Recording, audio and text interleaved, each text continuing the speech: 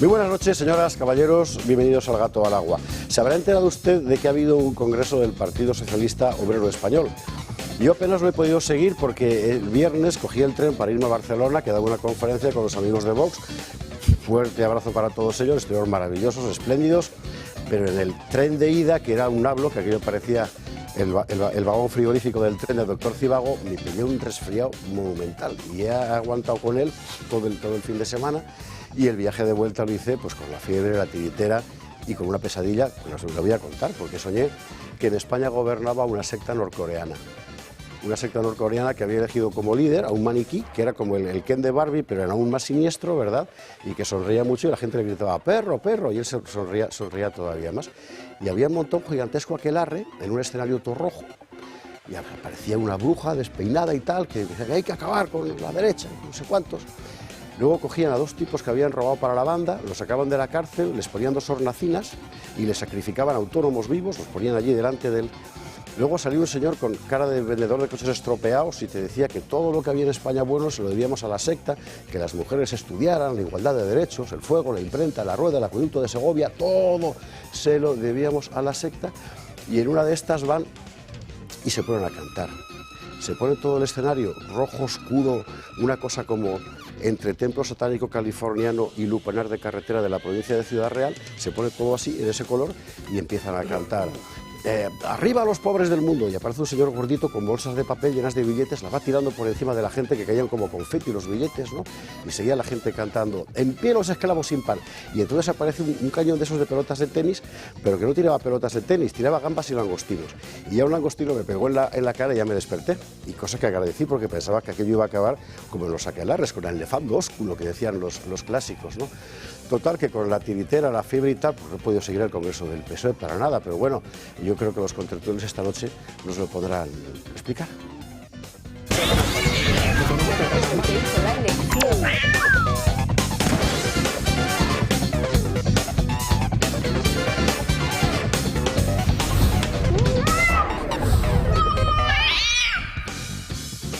20:47 en las Islas Canarias. Nosotros vamos a contar las cosas que están pasando en España, las de verdad y las de los papeles, que muchas veces no son las mismas. Titulares.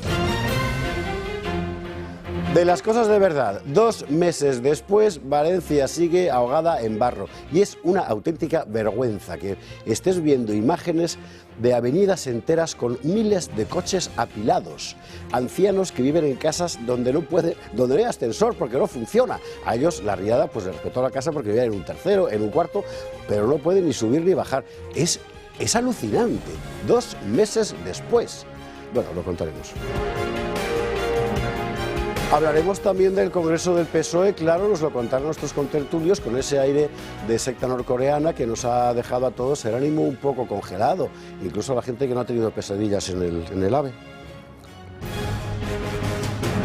Para rubricar el Congreso del PSOE, el Tribunal Supremo ha llamado a Ábalos, Koldo y Aldama, tómatela uno detrás de otro.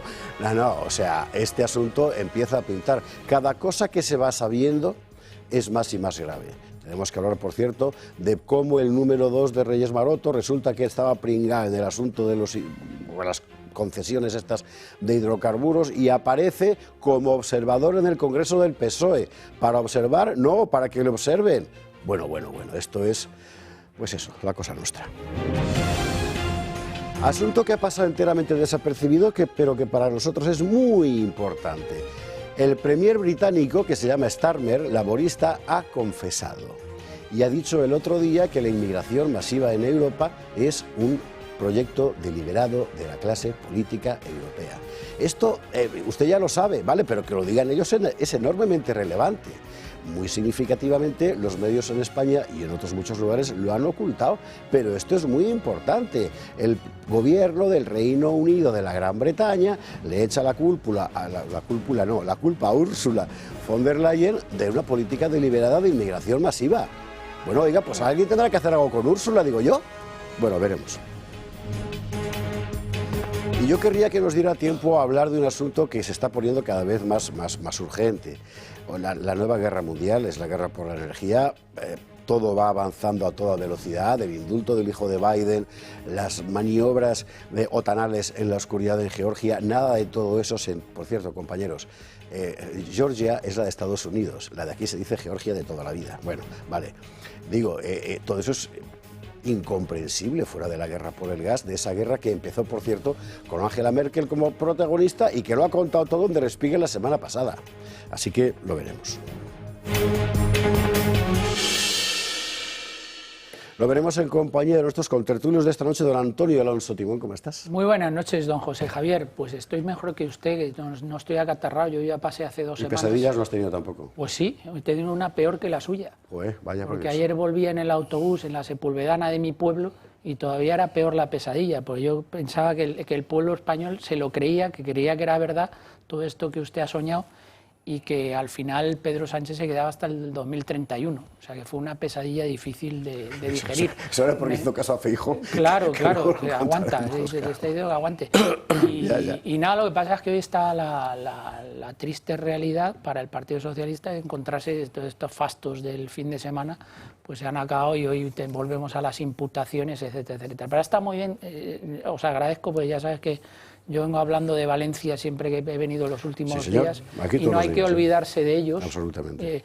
El presidente del Gobierno ha tenido un gesto, porque gracias a la buena gestión que ha hecho la delegada del Gobierno, pues le ha puesto en la ejecutiva del Partido Socialista, una señora que todavía no se sabe lo que ha hecho por los valencianos y que tenía bastante responsabilidad, porque como hemos venido sosteniendo aquí, las competencias primordiales en este caso eran del Gobierno de la Nación, por conducto del Ministerio de Transición Ecológica en el ex ante y por el Ministerio del Interior en el durante. Por lo tanto, está muy bien que la premie, porque en el sanchismo ya se sabe.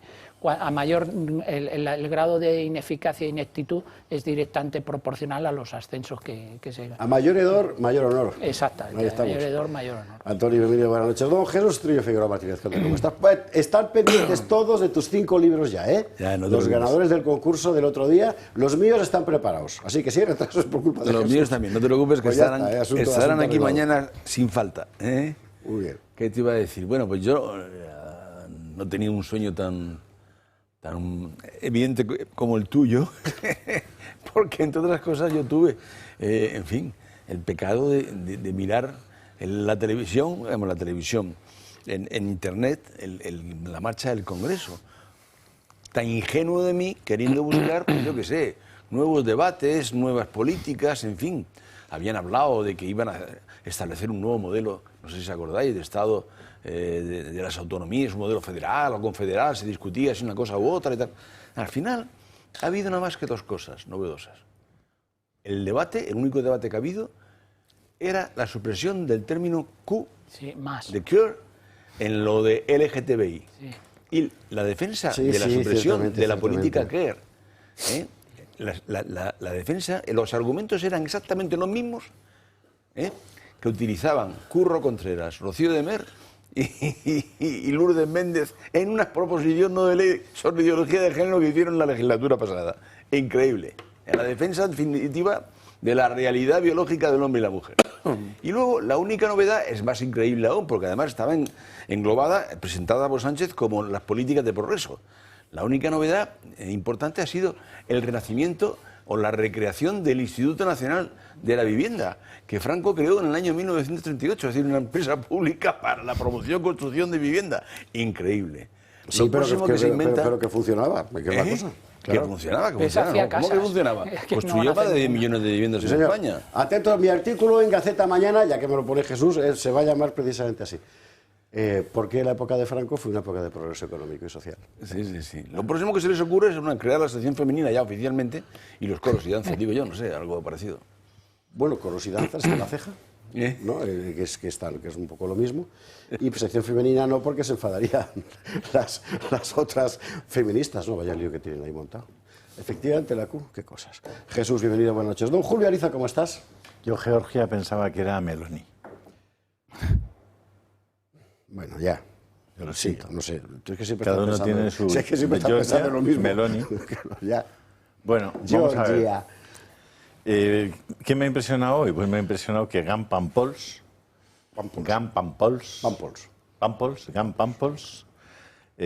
ha dicho que podían haberse salvado vidas en Valencia.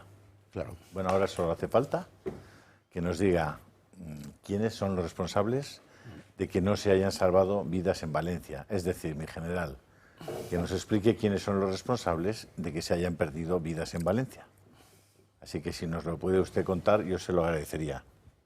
No hay general que haya estado en la UME que no haya dicho lo mismo. Los hemos escuchado a todos, empezando por Coll y Gampapos también. Y que es verdad, efectivamente. Como aquí llevamos algunos días explicando que, eso es, que hay una diferencia entre la incompetencia de la Generalitat Valenciana, o como le quieran llamar, y la maldad, la besanía en la toma de decisiones del gobierno de Sánchez y Marlaska y Margarita, pues nos atendemos y se tendrán ellos que atener también a las consecuencias. Pero yo creo que la población en Valencia tiene muy claras cuáles son las responsabilidades ya de cada cual.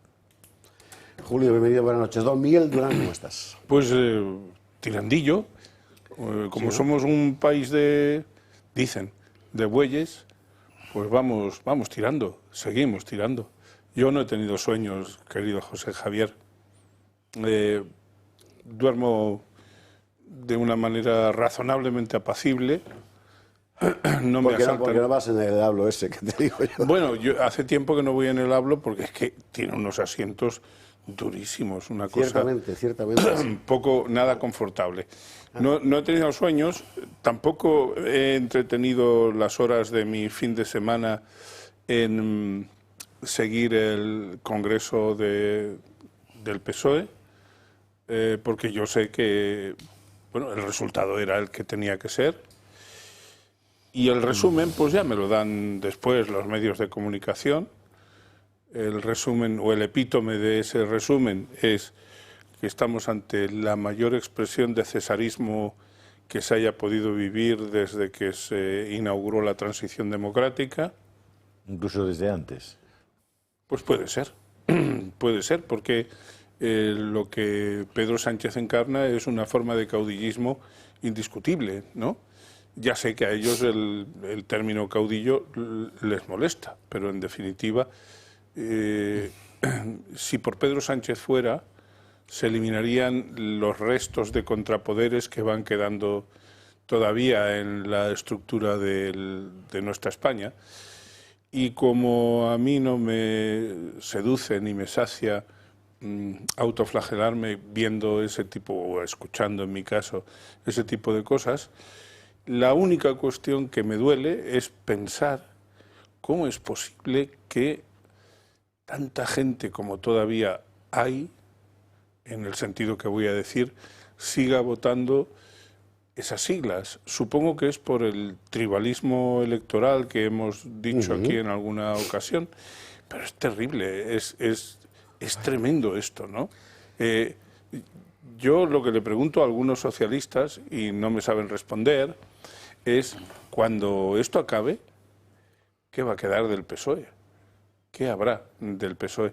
Pedro Sánchez no va a querer durar hasta el año 31, porque eso sería solo igualar el tiempo que estuvo Felipe González gobernando. Yo creo que este hombre quiere ir al 35 y poder decir que ese es su récord. 36. Sí, señor. Alegría. Buenas perspectivas para la Navidad. Miguel Durán, de verdad. Joder. ¿Sabe usted por qué ha dicho? Porque no hay vino hoy. Anda. Ah, no tenemos vino hoy. Tenemos boicot, no sé por qué motivo, pues vosotros sabéis lo que habéis hecho. Pero esto, en fin, la reclamación es al maestro Armero. Mira que he estado yo a punto de traer un poco de gaseosa por hacer un poco de mezcla. Pues yo creo que no, o sea, el vino que ponemos aquí, mezclarlo con gaseosa es una blasfemia, amigo. Hombre, sí, ya lo sé, pero bueno, yo es por verdad, rebajar los efectos, por si después tengo que conducir y eso. Ay, a mí me trae como mira, como a mí se me mezcla ahí con el paracetamol, sería un desastre. Bueno, que nos vamos a ir vamos a empezar por un asunto diferente. Llevamos toda la semana pasada hablando de algo que en los medios de comunicación mayoritarios de la oligarquía, como usted lo quiera llamar, no se está hablando mucho, pero en las redes sociales a la gente le está escandalizando una barbaridad, que es esa cosa de arrancar 100.000 olivos en Andalucía para meter placas solares. Bueno, está siendo un jaleo. Así que a la vuelta de la publicidad vamos a hablar con Manuel Gavira para que nos cuente cómo está ese asunto.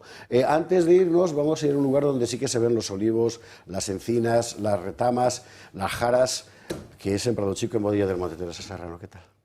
Muy buenas noches. Pues en la gloria, ¿quién no ha escuchado hablar de estar en la gloria, verdad? Mira que tenemos pendientes asuntos, sí señora, efectivamente. Bueno, pues en las casas de Grupo Index desde hace años vamos implementando tecnologías, pero tecnologías que llevan siglos. De hecho, con los romanos ya existía un primer sistema de calefacción subterránea que se llamaba hipocausto y que era pues el antecesor del suelo radiante que hoy disfrutan y que están en la gloria gracias a él los clientes de Grupo Index, aquellos propietarios que tienen una casa con ese suelo radiante, con la bomba de calor conectada a la geotermia que aprovecha la temperatura del subsuelo. Y este sistema de los romanos, este hipocausto, pues era un sistema de canalizaciones debajo del suelo por donde circulaba el aire caliente y así se calentaba la casa. Es muy parecido al suelo radiante y desde luego quien hoy disfruta en casa del suelo radiante sabe el confort que aporta y que es una de esas prestaciones que más valoran en su vivienda. Estar a gusto en casa, estar en la gloria. Claro. Es cierto que se consigue pues eso, con un suelo radiante que reparte de manera uniforme el calor, pero además con una eficiencia energética importante, es decir, ahorrando en los consumos de manera muy considerable, entre un 70 y un 80% en las facturas tanto de electricidad como de gas o otra calefacción. ¿Cómo? Gracias a la geotermia, que es una energía renovable, más moderna, la más eficiente que hay hoy en el mercado y que en las casas de Grupo Index está instalada esa geotermia aprovechando, tanto en verano como en invierno, la temperatura constante que hay en el subsuelo todo el año. Y esa se aprovecha y se traslada hasta tu suelo radiante para ahorrar en los consumos. ¿Y dónde tenemos ahora mismo esas casas? Pues en plena comercialización en Boadilla del Monte, residencial Prado Chico, y ahora mismo quedan casas disponibles, es una promoción de 31 viviendas, son chalés unifamiliares y ahora mismo de las disponibles 350 metros construidos, todas con parcela privada de hasta 500 metros cuadrados las parcelas y los precios entre 760.000 euros y hasta 950.000 euros. Todavía quedan disponibles. Y es el precio de mercado en la zona, efectivamente. Oiga, 655, 338, 982. Además, imagino que si llamas diciendo, oiga, que soy espectador del Toro y me quiero meter en este jardín, ¿algo le caerá? Por supuesto, un descuento especial. Mira qué bien. Teresa, gracias mil. Un placer. Las viviendas del Grupo Index. A los contertulios también, ¿no? Bien. Eso no le puedes decir a un público, Durán. Son espectadores. A la venga, vámonos a la publi y a la vuelta. Vamos a ver qué es esa ocurrencia de los olivos, porque vamos a ver. O sea, está prohibido quitar cañas de los barrancos por la ecología, ¿verdad? Pero por la ecología tienes que arrancar 100.000 olivos para poner placas solares. ¿Esto tiene sentido? Bueno, publi y luego volvemos. 22:07, 21:07 en Canarias. Vamos a empezar por la Andalucía, pues es un debate que toda la semana pasada ha estado llenando las redes sociales y que a la gente le fastidia mucho. Y claro, aquí digamos dos partes, ¿no? Por un lado, bueno, los criterios de carácter económico, etcétera, y luego hay una cosa como emocional. O sea, a todo el mundo le fastidia que nos arranquen 100.000 olivos, aunque haya millones de olivos. La cuestión es saber por qué, cómo, es decir, qué es lo que está pasando. Y teníamos pendiente precisamente sobre este asunto desde la semana pasada a Manuel Gaviria, portavoz de Vox en las Cortes Andaluzas, o del Parlamento Andaluz, que no sé cómo se llama exactamente. Don Manuel, ¿qué tal estás? Muy buenas noches.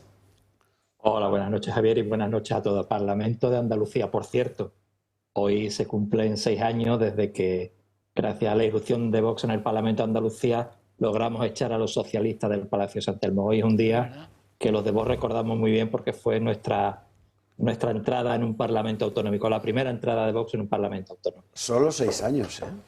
Es que, claro, sí, parece que es una cosa... Allí estuvimos esa noche. Sí, señor. Sí, Fíjate. Haciendo el programa en directo. Pues feliz cumpleaños.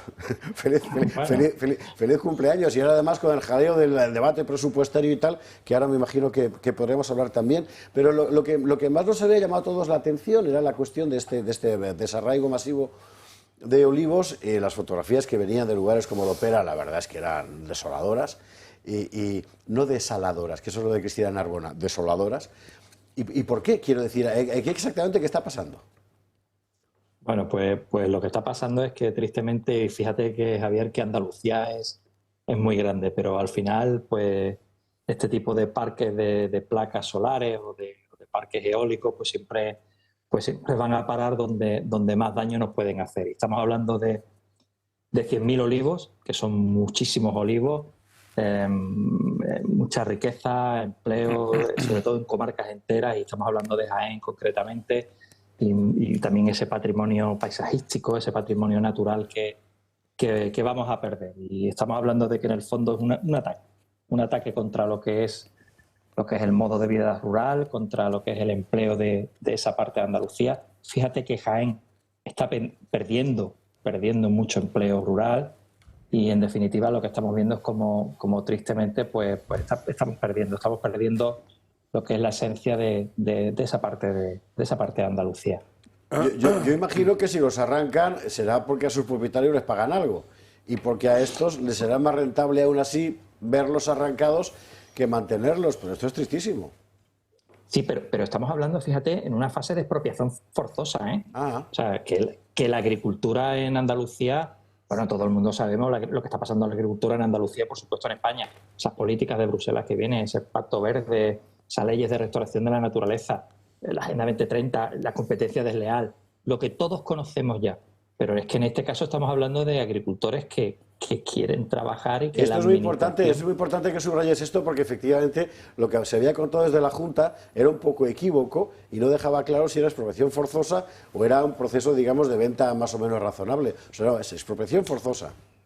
Claro, cuando hay una expropiación no hay tutía. Básicamente es que la administración lo que paga es el justiprecio que considere y ya está. Estamos hablando de una expropiación pura y dura, y fíjate que has dicho muy acertadamente lo de la Junta de Andalucía, y se me viene a la cabeza hace unos pocos días en esta cumbre del clima que hubo en Bakú, como el presidente de la Junta de Andalucía, el señor Moreno, pues hizo lo que hizo Sánchez, de hecho lo hizo después de Sánchez, pues va allí y habla de plantar en un número determinado de años 1,5 millones de árboles. Y claro, a mí lo que se me viene a la boca es decirle que un olivo es un árbol también, que quiere plantar olivos y estamos quitando 100.000 olivos, insisto, en una provincia que está perdiendo empleo agrario, empleo rural, básicamente, el modo de vida de lo que son lo que es los pueblos de Andalucía. Y claro, uno escucha una cosa y la contraria que produce además. Manuel, te pregunta Antonio Alonso Timón. Hola Manuel, sí. Buenas noches.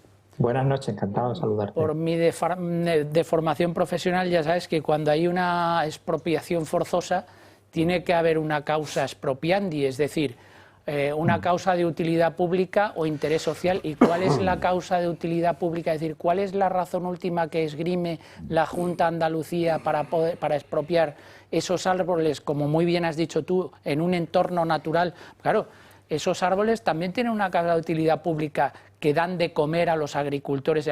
Para que ceda una propiedad privada por causa de expropiación forzosa, tiene que haber un interés superior al individualmente representado por el propietario. ¿Cuál es ese interés? Claro, el interés superior que alega la Administración para proceder a ese procedimiento de expropiación, y luego con el justiprecio, evidentemente, que corresponde, pues es que es la generación de energía que se produce en una de las áreas afectadas, donde ya hay placas solares, y que tiene que volcarse esa energía que se genera, se tiene que volcar a una subestación eléctrica. Entonces, desde que existe una zona, existe un terreno donde se está generando la energía, hay que volcarla en una subestación eléctrica. Entonces, claro, todo el camino que coge desde ese terreno hasta la subestación, pues hay dos opciones: o el propietario accede a que se vaya pasando por su terreno, o se le expropia. O se le expropia, evidentemente. Que además está contemplado en la ley del sector eléctrico, una expropiación. Efectivamente, pero fíjate que lo natural sería, pues, y yo creo que todo el mundo, y sobre todo en Vox, estamos muy sensibilizados con este tema, porque nosotros, cuando hablamos siempre de lo que queremos, es todo tipo de energía que nos garanticen esa soberanía energética, pues uno lo que está accediendo también en cierta manera es a que esa aquí esa energía también solar, eólica, también se dé, evidentemente. Pero simplemente se podría hacer con un mero sentido común, determinar una serie de zonas donde en Andalucía se pudiesen instalar y sería mero sentido común. Y lo que vemos por parte de la administración andaluza es que cuando se expropia no está pensando ni en el bien común ni en el bien general, sino en estas políticas le llamo los locos, las políticas locas del clima que vemos desde Bruselas y después cómo están beneficiando a esas grandes multinacionales. Por cierto, no se me puede olvidar que esa multinacional que va a plantar placas en vez de olivos, pues tiene como directivos a algunos consejeros de la época del señor Feijóo en el gobierno de Galicia. Por esto te quería preguntar también, efectivamente, porque ha sido muy comentado, que no sé si se llama Greenalia o Greenvalia, una cosa parecida. Sí, Greenalia, la empresa que es la que va a ejecutar esto y que sí, o sea, son, ¿cómo decir? No parece, hay un aire de familia. No parece muy sensato arrancar árboles en Jaén y que la causa de utilidad pública sea la cuestión energética en un entorno como este donde te estás cargando pues el oro que tiene Jaén. Claro. Manuel, te preguntan también Jesús Trillo y Miguel Durán y ruego a ambos brevedad en las preguntas y en las respuestas ya lo que Manuel quiera. Yo lo que quería plantear es, si no conocen estos señores, lo que se llama agrivoltaica, que es una forma de producir, de combinar la producción de energía eléctrica con fotovoltaica y con agricultura, como es el caso del olivar, que por cierto, los líderes en estudiar esto y los que lo han hecho muy bien están en la Universidad de Córdoba. Por tanto, yo no sé qué pasa aquí, por qué no se pone en práctica esto, porque da mucha mayor eficiencia energética y mayor eficiencia en la producción de aceite, casualmente. Yo no sabría explicarlo porque no soy ingeniero, pero insisto, en la Universidad de Córdoba hay una cátedra dedicada a ella y además francamente importante e interesante. Sí, sin ninguna duda, pero igual que anteriormente te decía, lo de esas zonas donde se podían instalar esos parques solares, esos parques de energía eólica en Andalucía, que tenemos muchas horas de sol y tenemos muchas horas de viento, pues la administración lo que decide es no entrar en ese tipo de inquietudes que pueden salvar, sobre todo, insisto, porque hay mucho modo de vida rural que vamos a perder en Andalucía y estamos hablando de que, insisto, Jaén es una provincia olvidada, abandonada por las administraciones y la poca riqueza que pueda tener, a lo mejor a través de la actividad agraria, agrícola, en los pueblos de esta parte de Andalucía, pues tristemente lo vamos a perder, pero es por falta de voluntad por parte de la administración, porque podían delimitar esa zona y de alguna manera salvar todo, esa posibilidad de tener energía. Claro. Don Miguel. Sí, Manuel, yo de mis tiempos del bachillerato me suena que Andalucía es una actualmente comunidad autónoma, entonces era una región que creo recordar que tiene una extensión de unos 58.000 kilómetros cuadrados. Realmente la Junta de Andalucía no, en esos 58.000 kilómetros cuadrados, no ha encontrado una zona yerma, una zona que no tenga riqueza agrícola o agraria para meter ese conjunto ingente de placas solares. La verdad, don Miguel, es que es una pregunta muy inteligente, pero este mapa que uno reclama, la propia administración andaluza, esta administración andaluza que lidera el señor Moreno Bonilla, incluso colgó en la web esas zonas, ese mapa que todos reivindicamos, el mapa del sentido común.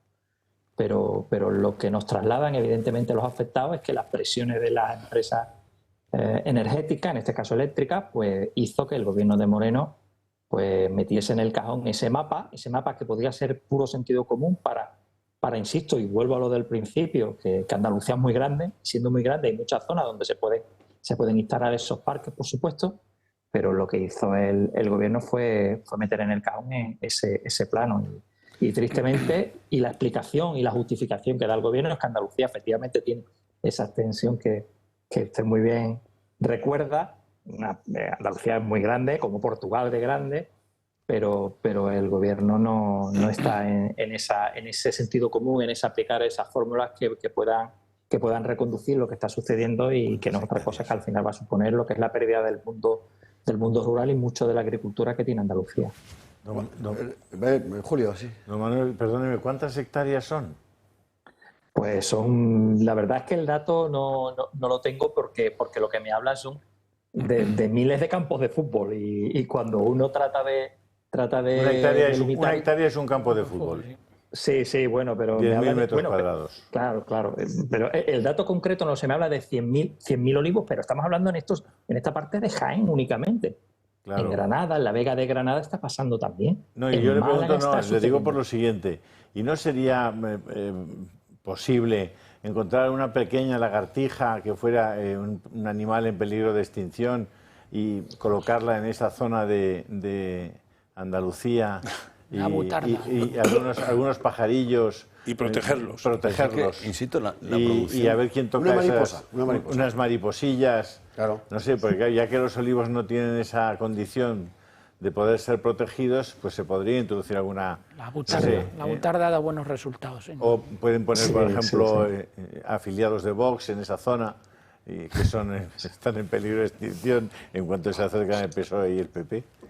Sí, la verdad es que sería una magnífica idea, pero de verdad, don Julio, que vemos este tema con mucha preocupación, Ya. porque todo esto es parte del plan de acabar con el modo de vida de los campos, del modo de vida rural de Andalucía.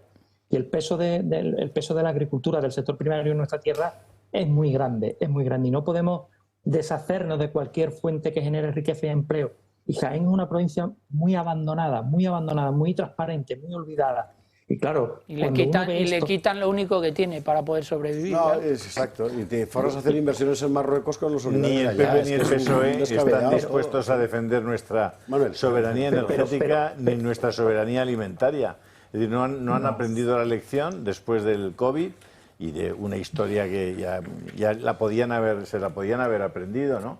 Es decir, los países necesitan soberanía energética y soberanía alimentaria. Y están justamente en la destrucción de ambas. Entonces, ¿qué es lo que quieren de verdad? ¿Qué es lo que buscan cuando saben? Bueno, todos sabemos que eso es indispensable para conformar un Estado y para dar protección a tus ciudadanos. Pues ya está. A mí esto me recuerda mucho... Sí. Espera, Manuel, cerramos ya. Sí. Por favor. No, pero él ha explicado don Julio perfectamente. Estamos hablando de no solo de la renuncia a lo que es la soberanía alimentaria y lo ha explicado de una manera muy gráfica, pero es que venimos de una pandemia. La importancia de la soberanía alimentaria después de una pandemia tiene que cobrar una importancia que no recordamos ahora, que cuando las fronteras se cierran, cuando se declara la pandemia, comemos desgracia a nuestra agricultura, a nuestros agricultores y a nuestros ganaderos. Claro. Y estamos hablando de la soberanía energética, que dependemos de terceros, y uno lo que pretende es puro sentido común, y Andalucía es muy grande, hay sitio de sobra. Tenemos el aceite, tenemos el aceite a los precios que está y nos cargamos los olivos. Si buscar la soberanía energética está muy bien, pero lo que le ha dicho Miguel Durán, ¿no? Es decir, se podían poner en otra parte, ¿no? Como aquel del Les Lutiers, ¿no? Pero si insisto... Don Manuel, gracias mil por estar esta noche con nosotros. Y hemos de volver a conectar la semana que viene, si te parece, para hablar de la cosa presupuestaria en Andalucía y los presupuestos de Melero Bonilla. Porque ahí tenemos más de fondo, ¿verdad? Sí, bueno, hemos presentado esos presupuestos que nos ha traído el gobierno, más de 900 enmiendas, simplemente para que de una vez por todas los presupuestos de Andalucía pues respondan a lo que uno pretende, que mejoren los servicios públicos y que, por supuesto, mejoren las condiciones de vida y el bienestar de los andaluces. Puro sentido común, como lo que hemos hablado anteriormente relacionado con estos parques. Tiene que venirse para acá a contar esas enmiendas, ¿eh? Pues también es verdad, a ver si se ve. Tiene que venirse para acá, ¿eh? Cuesta sacarlo de allí, yo lo entiendo, yo entiendo que le cueste salir de allí, pero bueno. Manuel, gracias mil, un abrazo muy fuerte. Gracias a vosotros siempre, buenas noches a todos. Gracias. A mí esto me recuerda a los centenares de miles, yo no sé exactamente la cantidad que fue, de encinas que se cargaron en Extremadura a finales de los 50, década de los 60 y más allá incluso, para sustituirlas por eucaliptos. ¿Qué cantidad de bellota tendríamos ahora para producir cerdo ibérico en mayor cantidad de la que producimos? Es decir, estas mentes pensantes que van simplemente a golpe de, en este caso, de intereses puramente empresariales, que serán muy lícitos, pero que seguramente serían compatibles. Aquí hay más. Aquí hay más y es lo contradictorio del asunto lo que llama la atención y creo que se entiende todo mejor si lo ponemos en el gran contexto, ¿no? Es decir, la política energética en general de la Unión Europea desde hace muchos años es evidente que no trabaja para los ciudadanos europeos, sino para otra cosa distinta. Que a lo mejor viene bien al conjunto de una cierta idea de Europa, igual sí, pero de momento lo que se está viendo es que no. Y por el camino, como somos lo que somos, y no tenemos soberanía política en tanto que europeos, ni en tanto que españoles, ya ni lo cuento, ¿verdad? O franceses, pues Javier, tampoco es tan complicado. Hemos metido, ¿perdón? Que tampoco es tan complicado. Estoy tratando de dar paso al siguiente tema, Jesús, pero tú si quieres... No, pero yo te quiero decir que la cuestión... Interrúmpeme que yo me dejo hacer de todo. No, yo te quiero decir que no hay que ir a buscar quién se está... A ver, ¿qué empresas están ganando dinero? Energéticas. Sí. Pues esos son los que se están montando el follón. ¿Por qué están ganando dinero? Porque venden más cara la energía, vale. Porque venden la energía que les conviene, etcétera. ¿Por qué venden más cara la energía? Porque les interesa. No, ganar más dinero. Porque existe la posibilidad de venderlo más caro. Claro, pero vamos, en lugar de recurrir a fuentes energéticas, mira, que eran en principio por ejemplo, mucho más simples y elementales. Insisto en el caso del olivo y los paneles voltaicos. Eso está estudiado, sí. Está puesto en práctica la empresa italiana en Andalucía tiene plantas de eso. Lo que pasa es que aquí hay 5 o 6 que se llevan todo. Lo que pasa es que aquí hay 5 o 6 que son los mismos que en Francia, que en Alemania, que en Italia, o que en el Reino Unido de la Gran Bretaña, que desde hace unos cuantos años han construido todo un sector de poder en torno a las energéticas o capa climática. ¿Y sabes cuál es el método por el cual se han forrado? No me dejará pasar al tema siguiente, estoy yo, macho. Pero te voy a decir cuál es el método por el cual se han forrado, que es el gas natural. Acabáramos. Angela Merkel, ahí es donde yo quería llegar. Gracias, Jesús. Pues es lo que, claro. Pero no hace falta irse a Alemania. Aquí tienes... Algunos que se están forrando también, ¿verdad? Joder. Sí, ya, sí. bien. Y ellos son los Ay, por favor, y doña que Cruz. Teresa Rivera. Vamos a ver. ¿Qué es lo que tenemos? Por así decirlo. Lo de los olivos de Jaén, ¿vale? Y la cuestión del gas y las nuevas fuentes de energía es un microcosmos, ¿verdad? De un gran macrocosmos, que es la guerra de energía en la que estamos todos, y es guerra. Y tiene forma de guerra. Y hoy he pasado varias cosas juntas que nos da pie a recuperar una cuestión fundamental, que es lo que contó el otro día Angela Merkel en Der Spiegel. Una de las cosas que ha pasado es el indulto de Biden a su niño. Y usted dirá, hombre, ¿qué tiene que ver el indulto de un padre a su hijo descarriado? Es que, vamos a ver, al niño de Biden no le indultan por golfo. El indulto, creo que podemos ver el titular, ¿verdad? El indulto al niño de Biden fundamentalmente va a tapar todos los enjuagues del clan Biden, que es Biden niño, Biden padre y Biden Espíritu Santo, que es el cuñado, ¿no? Con los oligarcas ucranianos del gas, y que son parte fundamental de la guerra que hemos vivido. Todo eso va a quedar ya sepultado. Ahí ya se ha hecho el negocio, y ahora empezarán otros. Del mismo modo que empezó en Ucrania un cierto movimiento, que viene usted por dónde ha acabado como ha acabado, en Georgia está empezando. En Georgia ha habido unas elecciones que ha ganado un partido no especialmente pro-Bruselas. Y además, me quiero recordar que eran 90 de 150 escaños. Bueno, F dice que el Kremlin alerta de una posible revolución en Georgia como la del Maidán. No, el Kremlin no, F. Igual esto es otro bulo de F. El Kremlin no, cualquier observador que no sea otanista, porque es una evidencia. Están empezando a montar allí algo semejante para que estalle. Como estalló en Ucrania y acabó en la guerra que hemos conocido. Bueno, ¿y en medio de todo eso qué? En medio de todo eso, Alemania al borde del desastre. Y cuando uno dice Alemania al borde del desastre, está diciendo Europa al borde del desastre, porque nada en la economía europea es independiente de la situación en Alemania, incluso al revés. Informe Gutiérrez. Angela Merkel ha concedido una entrevista al diario germano Der Spiegel en la que ha destacado los errores geopolíticos de Alemania que la dejan al borde del desastre económico. La ex canciller se mantiene firme en que durante su mandato acertó al asegurar el suministro de gas ruso a su país como una fuente de energía barata. Recordemos que Merkel no paralizó el gasoducto Nord Stream 2, a pesar de que Rusia se anexionó Crimea en 2014. Afirma que su misión era garantizar la obtención de gas barato para su economía y que fue la decisión correcta. Pone como ejemplo el alto precio de la energía hoy en día tras cortar con Putin por la guerra de Ucrania. Los alemanes pagan hoy el gas un 74% más caro que antes de la guerra, según el INE alemán. El PIB germano cayó además un 0,3% en 2023 y se prevé que para final de año la contracción sea del 0,1%. Merkel rechaza que la dependencia de Rusia sea un error político garrafal. En este contexto ha criticado a Polonia y a Ucrania, ya que estos países no eran críticos mientras recibían dinero por las tarifas de tránsito del Nord Stream. Una vez que se dejó de pagar a los intermediarios, sus posturas cambiaron radicalmente, denuncia.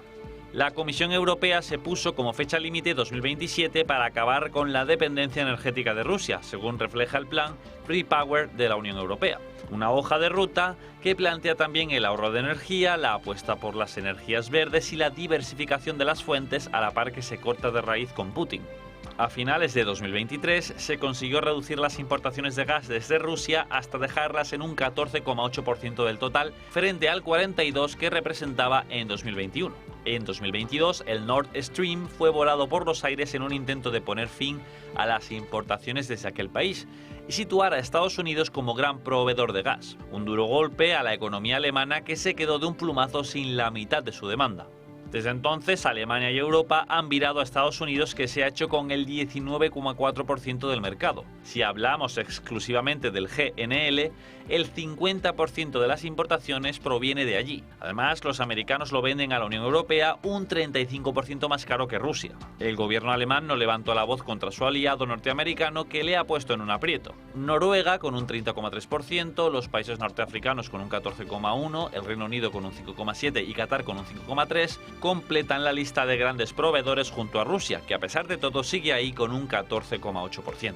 La situación de Europa y de Alemania puede ir a peor al esfumarse por completo el gas ruso. La cifra podría llegar a 0 a final de año, pues el acuerdo de tránsito por Ucrania expira el 31 de diciembre, sin visos de renovación. Y la pregunta es, claro, ¿y quién voló el Nord Stream? Bueno, Jesús. No, yo te iba a decir que, vamos a ver, el otro día recordaba yo una cosa que me comentaba una persona con la que estuve comiendo, un expresidente de una gran empresa constructora española, cuando lo reúne Narbona después de la llegada de Zapatero al poder y les dice que se acabó el plan hidrológico nacional a construir desaladoras. Sí. ¿Cómo se construyen desaladoras? Con apoyo de ciclos combinados. ¿Sabéis cuántos ciclos combinados se han introducido en España desde entonces? Más de 70. ¿Sabéis cuántos megavatios de potencia instalada de ciclos combinados de gas en España hay? 26.000 megavatios. Más, mucho más que lo que había prácticamente en energía nuclear. ¿Y cuánto ha crecido el precio del gas? ¿Y cómo se hace el negocio? El negocio se hace de una forma muy sencilla, con contratos a largo plazo de gas. Se han forrado. Y esto, que es un escándalo, y que lo sabe cualquiera que esté metido en este mundo, nadie dice nada. Claro.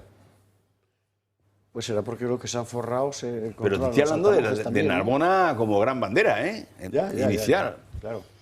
La que presidía el Congreso de este fin de semana de Sevilla. Allí sentado. Sí, ya ves. Pero si el presidente de Gazprom es el hijo de González Prom. No, digo el presidente del partido. Joder, si es que están todos... Si es que esto, ¿de qué estamos hablando aquí? ¿De dinero? Totalmente. Esto no es romanticismo, ni ideología, ni esto es pasta y poder. Ya está. Y ya está. Sí, pues... Y a los alemanes les han dado porque más pecado había. Sí, señor. Claro, se han dejado, bueno, hacer lo que... Pero es un pueblo que a mí me sorprende, la verdad, porque claro, permitir que en este momento están en recesión. Sí, la locomotora de Europa está en recesión. Y como el precio del BTU de gas, que es la unidad de medida del gas para la venta, se indexa y equivale al precio del petróleo, pues se hace verdad aquello que decía McNamara, ¿no? Es decir, en el siglo XXI todas las crisis económicas, todos los ciclos económicos están determinados por el precio del petróleo. Y punto. Claro, pero vamos, por el caso de Alemania, ¿de quién? que aceleren el cierre de las plantas de Volkswagen o de Audi, claro, y que hayan apostado por el coche eléctrico, cuando las patentes, la mayor parte de las patentes del coche eléctrico y del hidrógeno no las tiene Alemania, las tiene en Japón, las tiene Corea, las tiene China. La tiene China. Chico, yo, si sois tontos, ¿qué le vamos a hacer? Y el coche eléctrico... Digo, Julio, el coche eléctrico no consume energía. El coche eléctrico, pues claro que consume energía. Chupando, ¿no? Claro, si además el coche eléctrico es que no vas a ninguna parte, si es que no vas a ningún sitio. ¿Cuántos coches eléctricos ves por las autovías o las autopistas? Nadie se atreve a ir con un coche eléctrico. Evidentemente. Bueno, Antonio Miguel. No, iba a comentar lo que estaba diciendo Julio ahora, que Alemania no solo ha cometido errores en materia energética, sino que está cometiendo errores que están destrozando algunas de sus industrias estratégicas. Y de hecho, Alemania está como está, y está como está desde hace bastante tiempo. La economía alemana no es esa locomotora europea que era hace algunos años. A Alemania le está afectando de una manera muy notable esta desastrosa Agenda 2030 que no tiene, iba a decir no tiene ni pie ni cabeza, tiene pies, lo que no tiene es cabeza. Bueno, pero nos podía de paso ya los alemanes, ellos tan listos, tan guapos y tan rubios, decirnos por qué han abierto 6 centrales térmicas de carbón en los últimos 2 años. Han tenido que abrir. Imagínate cómo estará Alemania. ¿De qué estamos hablando? ¿Estamos de coña? ¿Estamos en serio? Estamos mezclando dos cosas, ¿no, Miguel? Mira, si yo te doy la palabra, Miguel. Estamos mezclando dos cosas, me da la impresión. Por una parte, lo demencial de unas políticas energéticas de carácter ecológico que habían llevado al nuclear, no gracias y todo aquello, ¿verdad? Porque un lujo que se podían permitir, porque tienen una gran afluencia de gas a muy bajo precio, que era el gas ruso y demás, ¿no? Con la sumisión del vasallaje político que les lleva a aceptar que se les cierre literalmente la fuente de la vida, que era su gas. Entonces, al final, pues, Alemania es lo que decía Armin. Pero es que al mismo tiempo les han dicho, oiga, que ustedes no están dando ni un eurico a la OTAN. Y de la noche a la mañana dedican, me parece que es un 3 o un 4% de su presupuesto al tema de defensa, cosa que no habían hecho en la puñetera vida. O sea, es que Alemania siempre ha dedicado más que España. Le han caído todas. No, hombre, pero han subido muchísimo. Han subido muchísimo. Antes no les dejaban pero tampoco. Puestos a tal...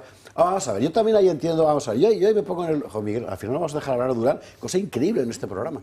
Me has dicho no vas a dejar hablar, ¿no? Sí. Ah, vale. No, vamos a ver.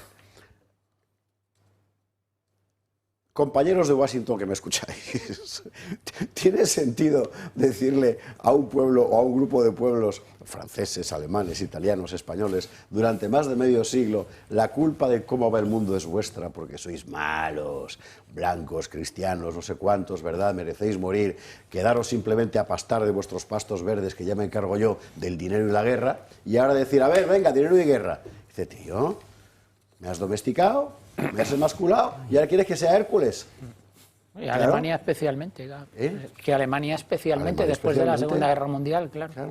En fin, no, Miguel Durán. No, yo muy breve, porque como os veo a todos mucho más doctos que yo en esta materia, me quedo con algo que has dicho somos tú. tertulianos. Claro. Me quedo con lo que ha dicho José Javier antes. Es elemental que seamos básicamente nosotros, o sea, en este medio, quienes pongamos los puntos sobre las íes, llamando las cosas por su nombre en esta materia. Tú has dicho, claro, es que controlan no solamente el poder, sino sobre todo los altavoces en donde podrían resonar este tipo de críticas o este tipo de informaciones. El poder, el verdadero poder, se ejerce por parte de quienes tienen la capacidad de controlar gobiernos. Esto en España, pues es un juego de niños comparado con lo que ocurre en Europa, ¿no? La señora Úrsula, pues espero que no pierda la brújula. Y la verdad es que no sé cómo lo vamos a tener en el futuro. Uno tiene la sensación, cuando os oye hablar tan doctamente, de que somos meras marionetas en manos de este tipo de gente. ¿Sabes qué es una brújula? Una Úrsula subiera una escómula. Sí, sí. Tontería. Yo te digo una última cosa. Mira, el poder de este lobby, Perdona, Jesús, que es que Julio está hoy. El poder de este lobby energético... Es el Congreso del PSOE que lo ha dejado. Me ha dejado turulato. No, digo que el poder del lobby energético de tal naturaleza que, en mi opinión, es lo único que explica que la señora Teresa Rivera hoy sea vicepresidenta de la Comisión. Exactamente. Porque exactamente. ¿Y qué poder tienen, tan importante, Miguel, que son capaces de hacer que las declaraciones de este señor Aldama se hagan el día antes, se hagan el mismo día de ella ser nombrada y ni se menciona a la señora Rivera en nada comprometido, cuando la razón por la que estaba declarando era el tema de los hidrocarburos. Exactamente. Y nadie le pregunta por eso. Que dependía de su ministerio, y la licencia se la dio al ministerio. Bueno, señores, hay que hacer la publicidad y hay que hablar de más cosas. Vamos a hablar de inmigración. Es muy importante lo que ha dicho Starmer. O sea, que un jefe de gobierno europeo reconozca que la inmigración masiva es una política deliberada es una cosa importantísima, porque llevan negándolo 40 años. Claro. Así que lo vamos a contar enseguida. Antes, convocatoria muy importante para este viernes 6 de diciembre a las 12 del mediodía en la Puerta del Sol. Manifestación, un montón de eso que se llama entidades de la sociedad civil, que es una cosa que suena rarísima. Asociaciones de todo género, desde Vanguardia Española hasta Héroes de Cavite. En la Puerta del Sol, a las 12, este sábado, allí hablaremos varios, entre otros yo, que me han hecho ese honor y voy encantado de la vida.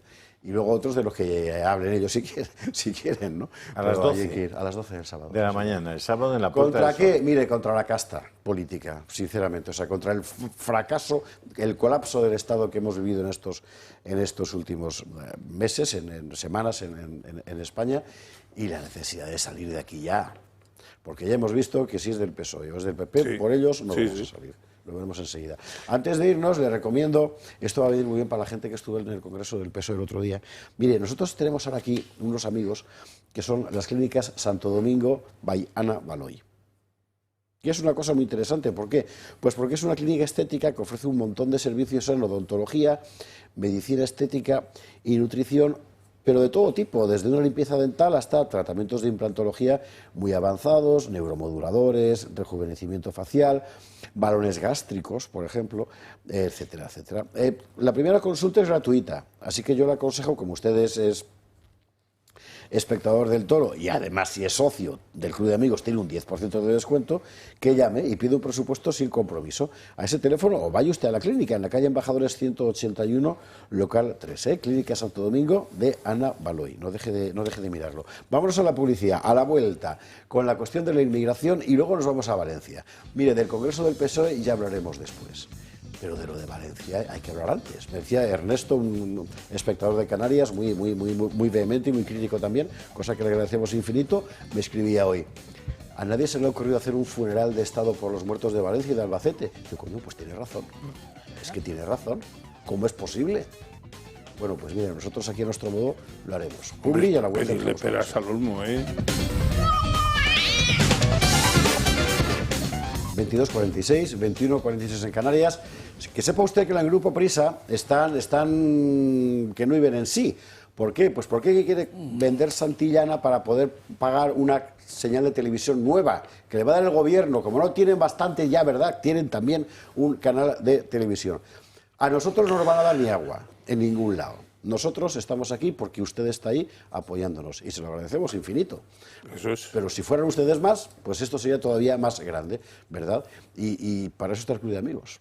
Es fundamentalmente eso, un banderín de enganche. 916162464. Además, ya sabe usted esto de las donaciones y tal, que tiene desgrabación. Pero usted daría, aunque no le desgrabaran. Aquí lo fundamental es que esto es un banderín de enganche, esto es un combate. Esto es pelear por esa reconquista de España que estamos intentando tantos contra el peso del poder y contra esa opresión que nos tiene la pierna encima, que no nos deja levantar cabeza como el personaje de Gran Hermano aquel. Es verdad que es fundamentalmente un banderín de enganche y es el apoyo a uno de los pocos medios que hay en España que contribuyen a que de verdad haya una opinión pública libre. Es decir, sin la existencia de esta televisión y de los medios de esta casa, probablemente la opinión pública en España estaría completamente condicionada por una sola manera de ver el mundo. Claro. Y bueno, y ellos, usted dice lo del Grupo Prisa. Bueno, el Grupo Prisa aspira a tener una televisión. No les será tan fácil. No les será tan fácil porque, entre otras cosas, el gobierno el año que viene, el gobierno que en ese momento esté, va a tener necesariamente que sacar a concurso todas las licencias que caducan el año que viene. Lo va a tener que hacer. Tú no puedes... Es decir, esta gente se piensa que hacen lo que les da la gana, cómo les da la gana, cuándo les da la gana. ¿Y tú crees que no? Sin limitaciones. Bueno, sí, pero luego viene un tribunal y te lo echa para atrás. Y te lo tienes que comer con patatas. La fusión de La Sexta y Antena 3 era una fusión que estuvo a punto de echar para atrás el Tribunal Supremo, y algo sabemos nosotros de eso. Las licencias de Telecinco, de Antena 3 y las licencias tanto del Mundo como de ABC, que son más de una decena, caducan el año que viene y deben salir a concurso de nuevo, puesto que ha habido operadores que han pedido que eso sea así.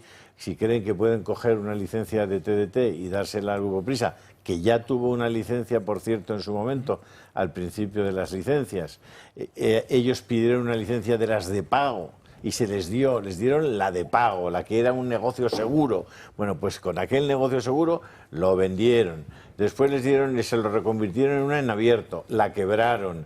Es decir, oye, ¿qué queréis hacer? ¿Qué más queréis hacer? Mire, y mientras tanto nosotros, bueno, pues tratando de salir adelante sin un solo apoyo institucional. El combate está ahí y esto es una invitación a usted, fundamentalmente, porque usted cree en España y ya está. Y si lo hacen antes del 31 de diciembre, además, cuando llegue la declaración de la renta en mayo, pues lo podrán desgravar. Y una parte importante la pagará el gobierno de Pedro Sánchez. Esto es lo que hay. Por cierto, hablando de club, por cierto, en Barcelona el fin de semana el que viene tenemos debate. No un gato hecho allí, sino en el contexto del club, un debate allí en el que vamos a estar, entre otros, José María Francás, Joan Garriga y servidor de usted. El viernes 13 de diciembre a las 8:30 de la tarde, en Barcelona. Ya iremos avanzando más cosas. Bueno, vamos con la cuestión de la inmigración, de verdad que es muy importante. O sea, este vídeo de ahora que va a contarles Miguel Gutiérrez es para guardarlo. O sea, ahora, con todo el mogollón que hay, pues puede haber pasado más o menos desapercibido, pero es un hecho histórico. Es un hecho histórico que después de la gigantesca crisis migratoria venga el primer ministro del Reino Unido, de la Gran Bretaña, a decir, sí, es verdad, esto lo hemos hecho nosotros queriendo. Que es una barbaridad. Informe Gutiérrez. Las sociedades occidentales han sido azotadas por una ola de inmigración masiva durante los últimos años, orquestada por sus propias élites políticas y económicas. El paraguas utilizado es el multiculturalismo, que defiende que el objetivo es la consecución de sociedades en las que conviven varias culturas, sin importar que éstas sean incompatibles. En este contexto, hay luz verde a los enormes flujos de inmigración, sea legal o no, en el seno de la Unión Europea. Veamos los datos de la Comisión.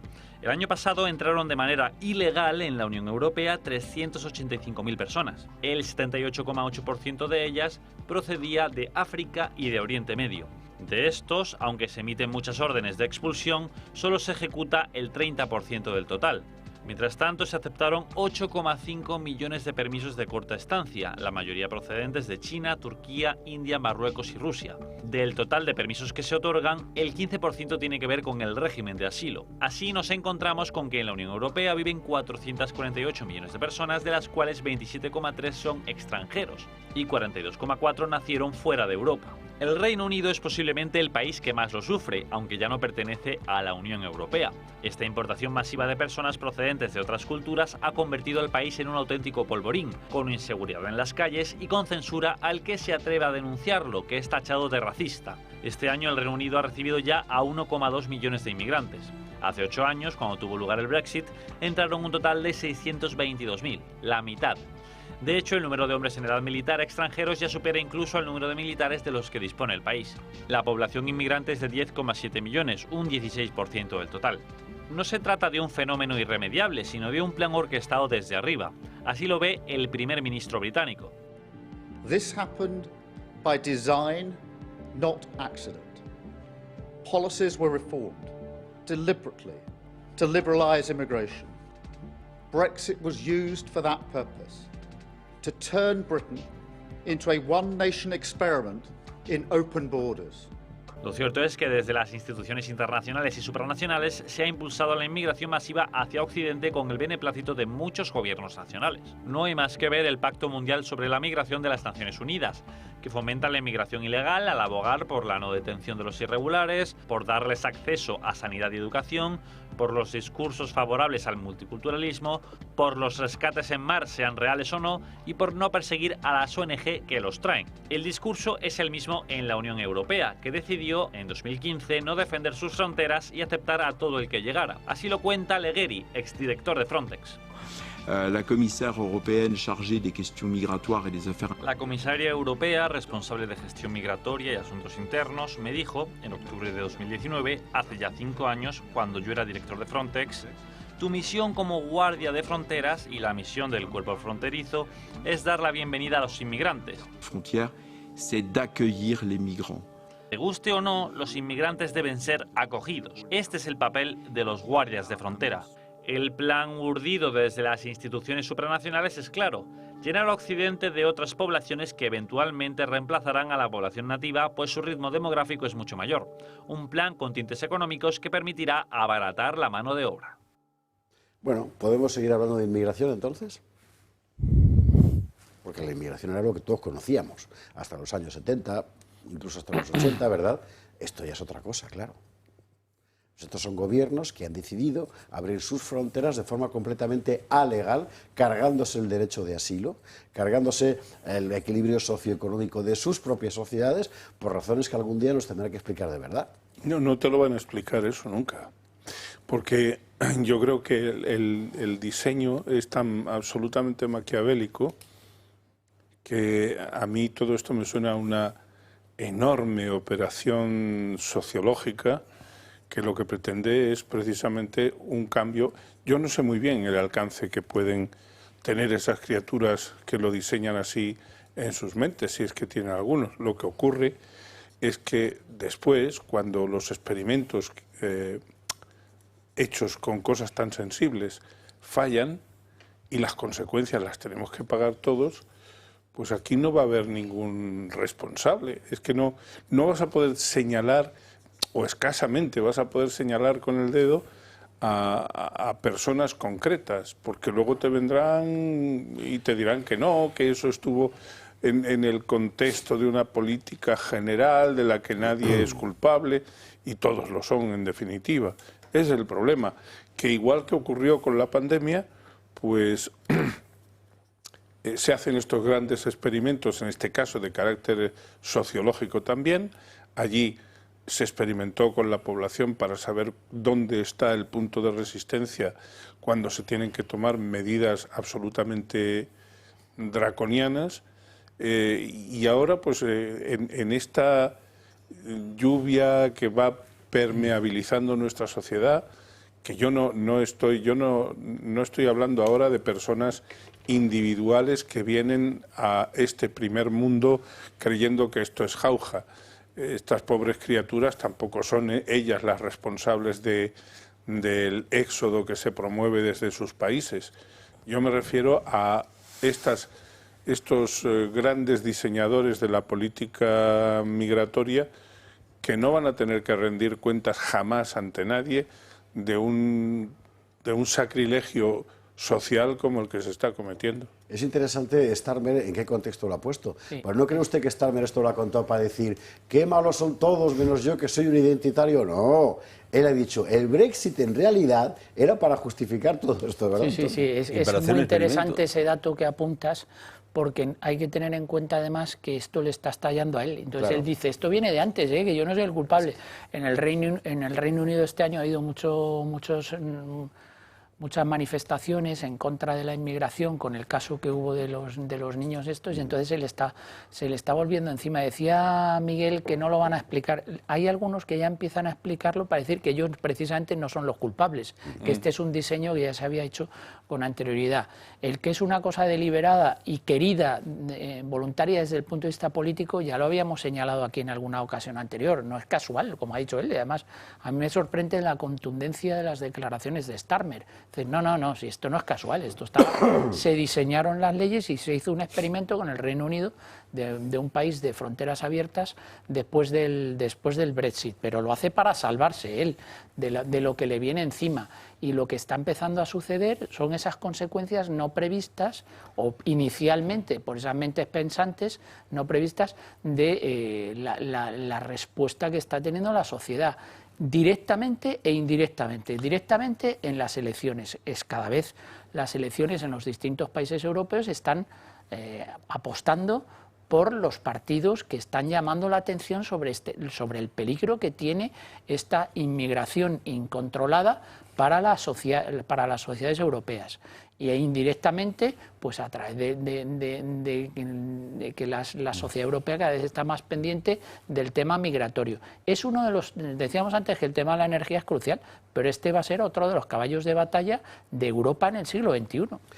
Jesús, Julio. No, yo creo que efectivamente, pero deberíamos de dejar claro una cosa, es decir, de la misma manera que en su día hablábamos, oiga, que no estamos hablando de inmigración, sino de inmigración ilegal. Ahora convendría decir, tampoco ahora ya no estamos en el tema de la inmigración ilegal, sino que estamos en invasión, que es otra cosa, que es lo que obedece a las declaraciones del señor Starmer, que es el líder del Partido Laborista. Sí. Es decir, no es precisamente de derechas. Por tanto, el líder del Partido Laborista y el responsable que acabáis de sacar aquí de Frontex en Europa, que tampoco es precisamente identificable con ningún partido. Bueno, sí, este dimitió y ahora es eurodiputado de Marine Le Pen. Ya, bueno, claro. pero ahora, José Javier, en el momento en el que hizo lo que hizo no era lo mismo. Bueno, se fue. Y quiero decir con esto que, al final, una cosa es la inmigración histórica, y en eso, como tú decías, hay una faceta humanitaria, una faceta económica positiva en algún caso, etcétera. Pero esto ya no tiene nada que ver con esto. Esto no es una cuestión de una llegada de personas controladas. No. Esto es incontrolado, como dice el señor del Partido Laborista. Esto es un plan, además, un plan de invasión. Pues ya, habrá que hablar de invasión, para que no digan que no, es que ya están en contra de los inmigrantes y tal y cual, xenófobos, no sé qué. No, mire usted, no es cuestión de xenofobia, es cuestión de supervivencia nacional, es cuestión de orden público, etcétera. Es diferente. Yo, en 15 segundos se me ha quedado una cosa en el tintero. Antes he oído que en el resumen que magistralmente hace siempre Miguel Gutiérrez, que al parecer pudiera estar en uno de los condicionantes de todo este diseño el abaratamiento de los salarios. Yo es que no estoy nada seguro de que eso sea así. A mí lo que me llama mucho más la atención es cómo se va desplazando el centro de gravedad de la ocupación, del empleo, de muchos sectores de actividad, infundiendo en la población autóctona la idea de que esas actividades no son propias de nacionales españoles, ¿no? Me refiero fundamentalmente a agricultura, hostelería, limpieza, etcétera. No digo que sean los únicos sectores, pero son los más básicos, los más remarcables. Es decir, tú te pierdes en restaurantes, te pierdes sobre todo en bares, en cafeterías, y es ya bastante inusual encontrarte camareros españoles. Que ojo, que yo no me quejo de cómo me atienden los camareros que vienen de fuera. Lo que quiero decir simple y llanamente es que parece como que quisiéramos inducir a los nacionales a que no acudan a esos sectores de actividad. Y entre tanto, como eso es así, sin embargo, las ofertas de trabajo del SEPE están quedando siempre desiertas y nadie llama la atención para intentar poner remedio a ese tipo de cosas. Que el paro sigue siendo, el subsidio del desempleo sigue teniendo un coste equiparable al del servicio de la deuda pública, que no es poca cosa. Señores, pues así está la cosa. Bueno, pues el debate tiene que continuar. Al final, ¿y ahora qué? Pues ahora habrá que empezar a desmontar todo esto, ¿no? Claro, es que son decisiones que tienen consecuencias. Son decisiones que tienen consecuencias. Y debería también alguien dar explicaciones. Pagar por ellas. Pagar por ellas. En fin, como en lo de Valencia. que efectivamente no se nos va a olvidar. Y a ello vamos a dedicar ahora los siguientes minutos antes de hablar del Congreso del PSOE. Porque el Congreso del PSOE ya ha pasado, ya está allí, ya va a ir Ábalos al Supremo y ya se acabaron los fastos, ¿verdad? Bueno, menos para la delegada del Gobierno en Valencia, mire usted por dónde, que la han elevado. Menos mal que no hay juicios el fin de semana porque no hubieran podido hacer el Congreso. También es verdad, efectivamente. Bueno, ¿y allí qué? Pues allí es terrorífico lo que sigue pasando. Y en todos los órdenes, tanto en las protestas en la calle obscenamente orquestadas por la izquierda separatista, catalanista en Valencia, como la realidad a pie de barro, que sigue siendo invivible. Nosotros llevamos muchos días siguiendo, particularmente a Arangelova, en lo que va apareciendo en redes, que cuenta la gente allí, los de allí. Y oiga, es desolador. Bueno, vamos a hacer un brevísimo resumen y enseguida empezamos a comentarlo. Ha pasado ya más de un mes de la catástrofe de la Dana y la población sigue igual de abandonada. No es la primera manifestación exigiendo responsabilidades y dimisiones. Pero parece que todas las peticiones caen en saco roto. Sin duda, el principal trabajo estas semanas ha sido el de los voluntarios llegados de todas partes del país, mientras el Partido Popular y el Partido Socialista se han centrado en ese "y tú más" que conocemos de sobra. Ahora el Ministerio del Interior pide dinero a los policías que no mandó para salvar vidas, un dinero de su sueldo para reconstruir el desastre tras la Dana. Las calles despejadas, aunque nada parecidas a las que fueron, no deben engañarnos.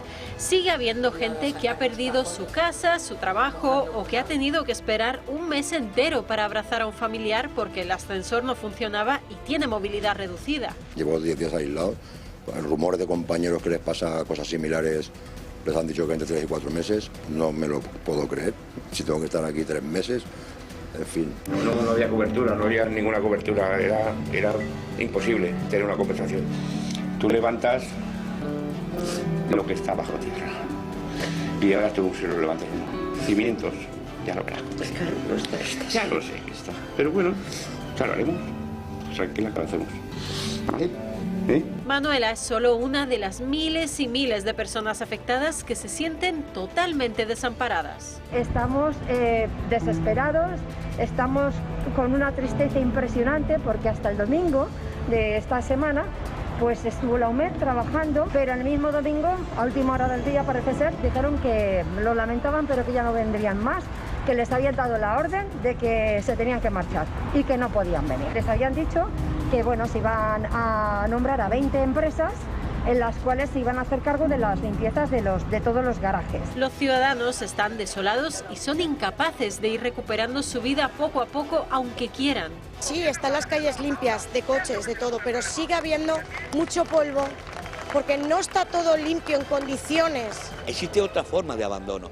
El abandono cuando ya pasa una semana, cuando pasa otra semana. Y un mes después considero que estamos como 5 días después de la Dana. El poder político, por otro lado, saca pecho porque promete millones de euros en ayudas. Pero esta que van a ver es la realidad a la que se enfrentan miles de vecinos en las zonas afectadas. Si eres rico y te vas a gastar una pasta en un coche eléctrico, te dan 10.000 euros. Si eres pobre y te da para segunda mano de más de 3 años, nada. ¿A qué mola? Vale, empezamos con las ayudas. La solidaridad ciudadana, por suerte, sigue llegando desde todo el país. Por ejemplo, Alba de Tormes ha acogido el primer Festival Taurino Solidario a beneficio de los damnificados por la Dana. Y en Madrid, tras el paseillo en el Festival Benéfico de Vistalegre, se guardó un minuto de silencio por los fallecidos. Minuto de silencio.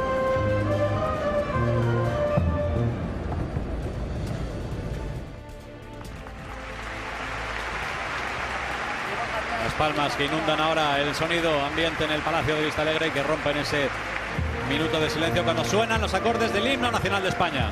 Maratón Valencia ha donado ya en torno a 190.000 euros a los 75 municipios afectados de la zona. Reivindicando, en fin, que no nos olviden las ayudas, los medios, que no nos olvidéis. Sin duda, toda ayuda es poca para un pueblo que se siente completamente abandonado por el poder y cuya única ayuda llega por parte de los verdaderos héroes de la Dana, los voluntarios. En Madrid, por cierto, en la corrida benéfica hubo una interpretación del Niño de Valencia por Francisco y previamente un toque de oración por el Soro, con la trompeta. Fue un acto francamente bonito y desde aquí abrazo a Enrique Calvet, que es el que me dijo, mira lo que está pasando en Madrid. Así que abrazo a Enrique. Bueno, y abrazo al Soro. Y abrazo al Soro, sí, es un señor. tipo formidable. Bueno, o sea, de verdad, carreras, conciertos, corridas de toros, es una gota en un mar de lo que hace falta ahí. Y a Montero le manda una carta a Mazón diciendo que, hombre, que si le apoyan los presupuestos va el dinero. O sea, no tienen conciencia, Son muy mala gente. O sea, es que no tiene otro nombre. Ya. Es que a la venga, suéltate el pelo, Antonio. No, sinceramente, es una vergüenza que estemos en la situación que estamos y que solo se haya movilizado la sociedad civil para, dentro de lo que se puede, poquito a poco ciertas cosas, el goteo, efectivamente. La famosa frase de Javier de Burgos, que está, por cierto, en la exposición de motivos de la Ley de Protección Civil, de que este tipo de cosas no se pueden dejar al albur de la generosidad. O sea, aquí tiene que estar el Estado con todas sus consecuencias. Y no precisamente se caracteriza Sánchez por ser una persona muy ágil en otorgar las ayudas. Algunos que se lo pregunten a los afectados del volcán de La Palma, que todavía están viviendo en barracones. Pero Antonio, sí. Vamos a ver, yo leo hace un ratito en un periódico, leo el siguiente titular. Los ingenieros de caminos denuncian, comillas, las consecuencias de esta dana podrían haberse reducido con las infraestructuras hidráulicas proyectadas. Exactamente. Y yo me pregunto, ¿los ingenieros de caminos no podrían haber dicho esto un poquito antes? Pregunto. ¿No podría haber una sociedad civil un poquito más despierta, un poquito más valiente, un poquito más activa?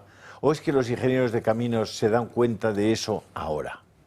¿No hay ingenieros de caminos que durante estos 15 años no se daban cuenta de que no se estaban haciendo las obras hidráulicas proyectadas, de que no se estaban limpiando los montes, de que un montón de cosas que eran imprescindibles hacer para evitar esto no se estaban haciendo?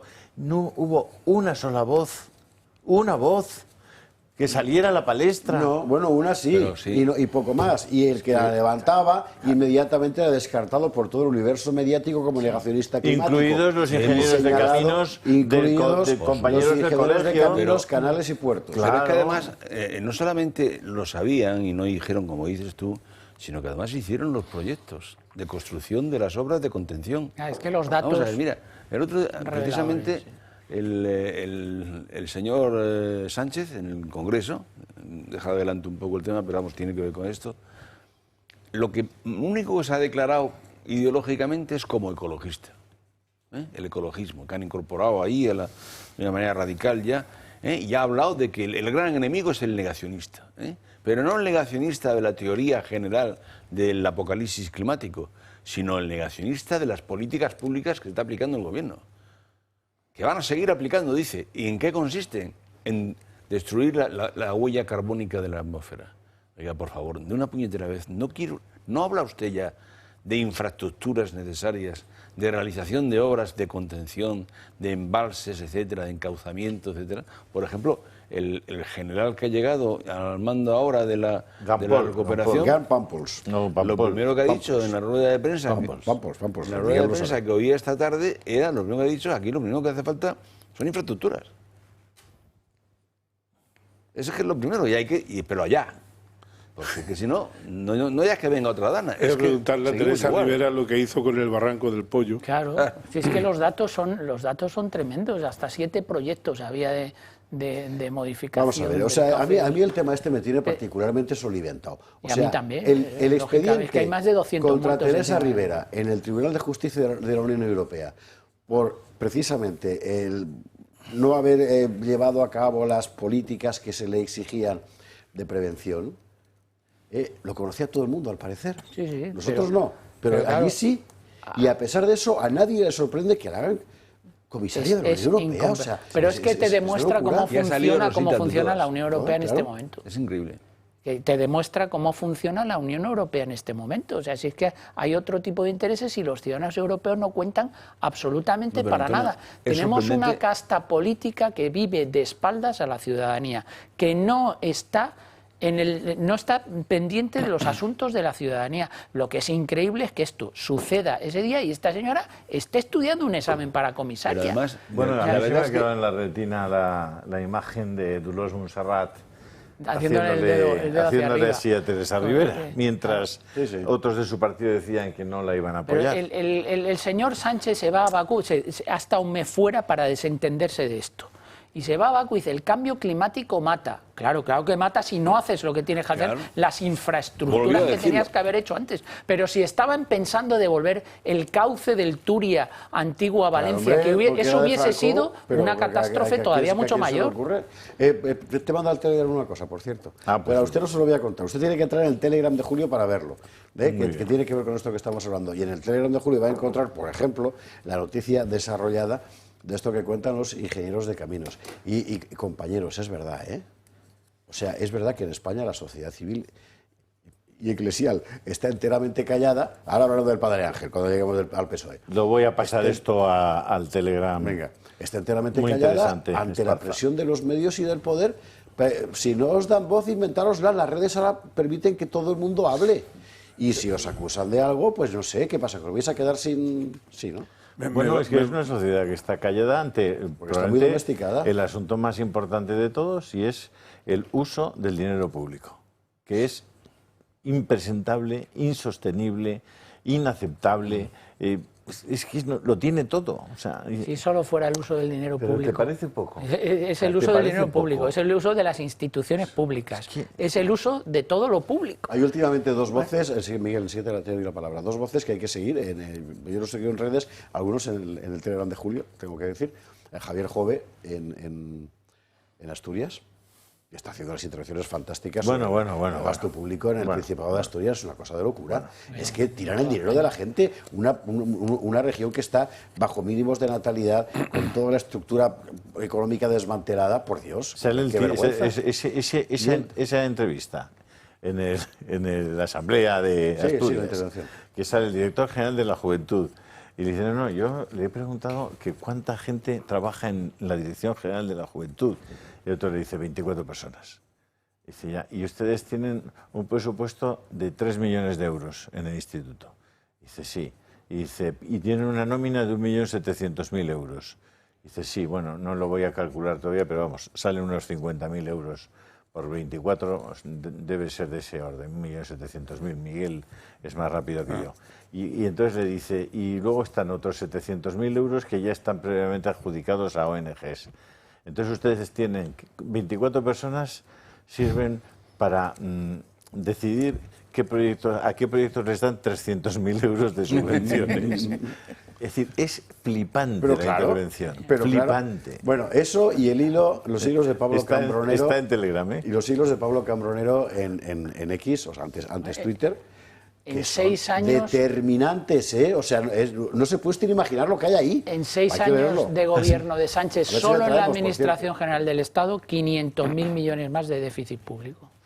500.000 millones más. Cuando yo le empiezo a de déficit contar, público. vamos a traer a Pablo Cambronero un día a ver si se deja y nos lo cuenta, que de repente aparece que le estamos dando a un ayuntamiento de El Salvador, por ejemplo, o de la República Dominicana, porque son cifras así, 750.000 euros. Y dice, ¿para qué? Y a Valencia no ha llegado nada todavía. Yo le cuento para que solo han usted llegado las no se ayudas acordará. de Juan Roch de Mercadona. Don José Javier, ¿Y a La Palma? pero en época teníamos a una periodista de investigación que se llama Eugenia Viñes. Hombre, claro que sí. Eugenia Viñes era una estupenda periodista y le enviamos a ver unas subvenciones que daba en ese momento lo que es la ayuda internacional española, ¿no? A Marruecos y a Nicaragua. Y entonces pues ahí aparecía una subvención de 850.000 euros para hacer unas escuelas en tal sitio de Marruecos. Y efectivamente fuimos para allá, eso aparecía como que se habían construido las escuelas, fuimos para allí, había una garita como si fuera una cabina telefónica. Pero es que fuimos a Nicaragua, donde había habíamos dado 3 millones para hacer pozos de agua y no estaban los pozos de agua. Bueno, pero eso es probabilidad. Cooperación internacional. No, pues ahí hay que meter la mano, pero bueno. Cerramos tema, Miguel Durán, y nos vamos a la Publi y al Congreso del Partido Socialista. Yo lo cierro de una manera un poco abrupta, quizá me vais a saltar a la yugular. Es cierto que detrás de las subvenciones, de ese enorme contingente de subvenciones, lo que se ocultan son intereses que difícilmente se investigan. Cuando tú constatas que detrás de los 3 millones de Nicaragua no hay nada, alguien debiera plantearse ¿dónde está qué se ha hecho, quién es el responsable de tomar la decisión de dar los 3 millones, porque a lo mejor, como dicen los franceses, lo de chercher la femme, ¿no? Buscar el verdadero hilo conductor de los intereses que mueven ese tipo de cosas. Pero chercher l'argent. Bueno, eso es. Y la FAM. A veces la FAM también. En el caso de Nicaragua era la alcaldesa de la Sarteoria, que se había hecho una casa al lado de Managua espectacular. Pero yo digo, esas subvenciones ni son inocentes, ni son casuales, ni son fruto de la bonomía de los gobernantes que quieren darlas. Esas subvenciones deberían estar, si no prohibidas, extraordinariamente tasadas. Y luego os voy a decir otra cosa respecto de lo que hablábamos de la inmigración y demás. Muy cortito, don José Javier. No te preocupes, Miguel. Al final, si Teresa Rivera está donde está, si los demás están donde están, es porque la gente vota. Y traga. Vota, ¿eh? La gente vota.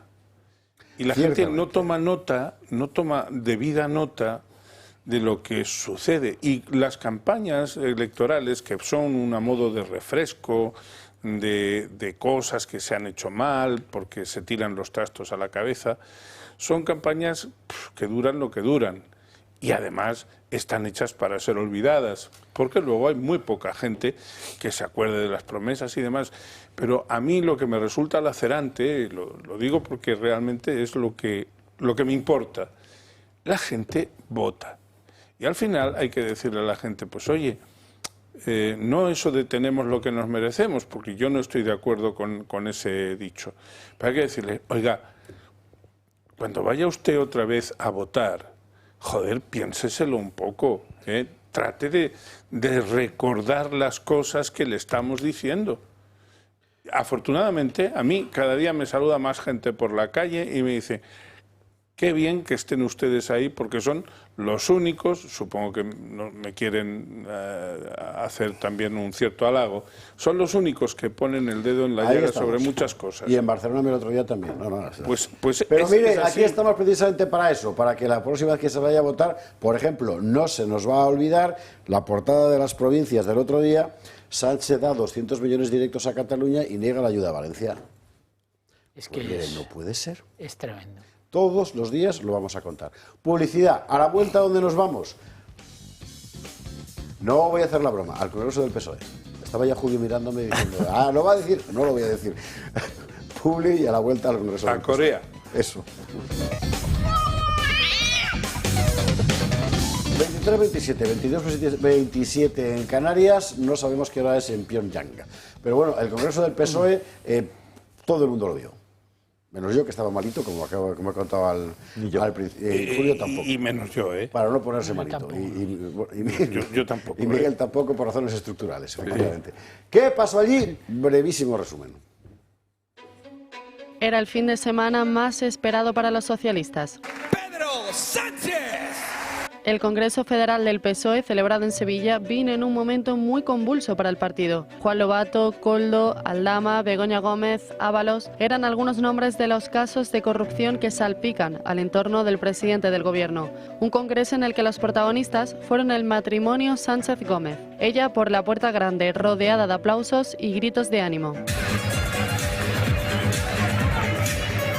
Él, reelegido como secretario general con un 90% de apoyos, un 5% menos que en el anterior Congreso del Partido Socialista. Un Sánchez que se quiso mostrar fuerte, defendiendo a su gobierno y volviendo a hablar de lo mismo, de bulos. Es dar un paso al frente, no un paso a un lado, ni un paso atrás. Tengo más ganas, más ilusión y más fuerza que nunca, ¿no? Y por tanto, para mí, compañeros y compañeras, delegados y delegadas, es un inmenso honor ser de nuevo el secretario general del Partido Socialista Obrero Español. El gran anuncio del cónclave socialista fue la creación de una gran empresa pública de vivienda. El gobierno va a crear una gran empresa pública de vivienda capaz de construir y de gestionar viviendas. Sánchez ha vivido este fin de semana arropado por los suyos, quienes volvieron a mostrar que todos tienen un discurso común. Ahora mismo asistimos a una fabricación de noticias falsas. Yo lo digo ahora porque veo a este gobierno que está recibiendo, el gobierno que mayor ataques ha recibido, sin fundamento. Una estrategia de cacería humana. Hay una industria de odio generando fango, ruido. Es importante que sigamos construyendo derechos y es lo que está haciendo este partido, este gobierno y este presidente. La única voz discordante, la misma de siempre, la de Emiliano García Paje. En público debemos evitar todo lo que signifique poner en cuestión el sistema institucional y constitucional que tenemos. Es preferible no ocupar ese papel de víctimas. Ahora la mirada vuelve a Ferraz, donde se espera que las próximas horas se empiecen a anunciar los cambios en algunos líderes autonómicos. Con una cúpula renovada de 54 miembros y 16 caras nuevas, los socialistas cerraron su Congreso Federal con el puño en alto y entonando la Internacional.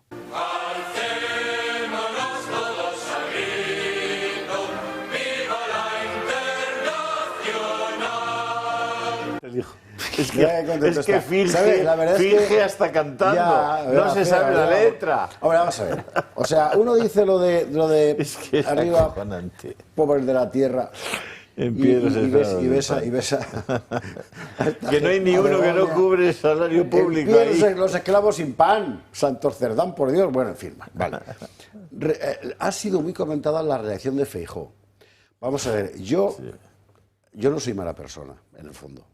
O sea, yo he hecho un esfuerzo por tratar de entenderle, pero todavía no lo he conseguido. ¿Qué quiere usted que le diga cuando he dicho esto? A ver. Se ha reunido para autoelogiarse y prometer más de lo mismo. Se ha reunido para acallar a quien no le da la razón. Se ha reunido para amenazar a los jueces, a los magistrados y a los tribunales. No va a dimitir si no tiene a dónde ir. Va a aguantar todo lo que le dejen sus socios que ya se están convirtiendo en cómplices. Y por eso yo le digo, aguanta Pedro, no dimitas porque no te mereces irte con un mínimo de honor. Aguanta Pedro porque te vamos a echar los españoles libre y democráticamente. Lo vamos a hacer libre y democráticamente. O sea, vamos a ver. Si tú crees que es lo peor, y lo es, coño, pídele que dimita, no le digas que aguante 3 años.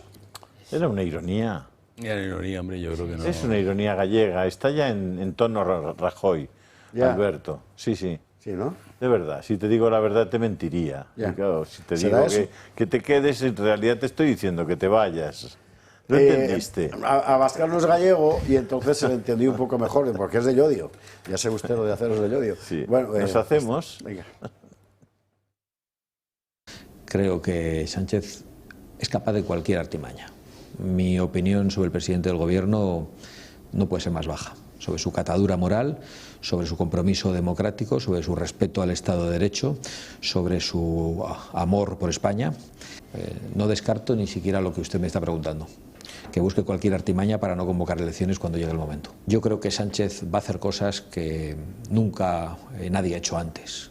Sánchez es capaz de todo. Sánchez es capaz de mantenerse en el poder sin convocar elecciones, sin presupuestos e incluso imputado. Y por lo tanto, con esa idea que tengo de Sánchez pueden comprender que pienso que la legislatura puede ser muy larga. No estoy haciendo un vaticinio.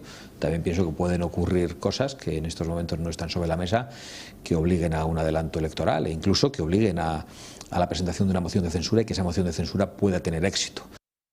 Un momento particularmente bochornoso, como usted sabe, fue la aparición en iba a decir en olor, no, en olor de multitud, en este caso, de Chávez y Griñán, que, vamos a verlo enseguida, fueron... Mira, escuche. Gracias, Pepe Griñán. Gracias, Manolo Chávez. Gracias, Magdalena. Gracias, Carmen. Gracias, Miguel Ángel. Gracias.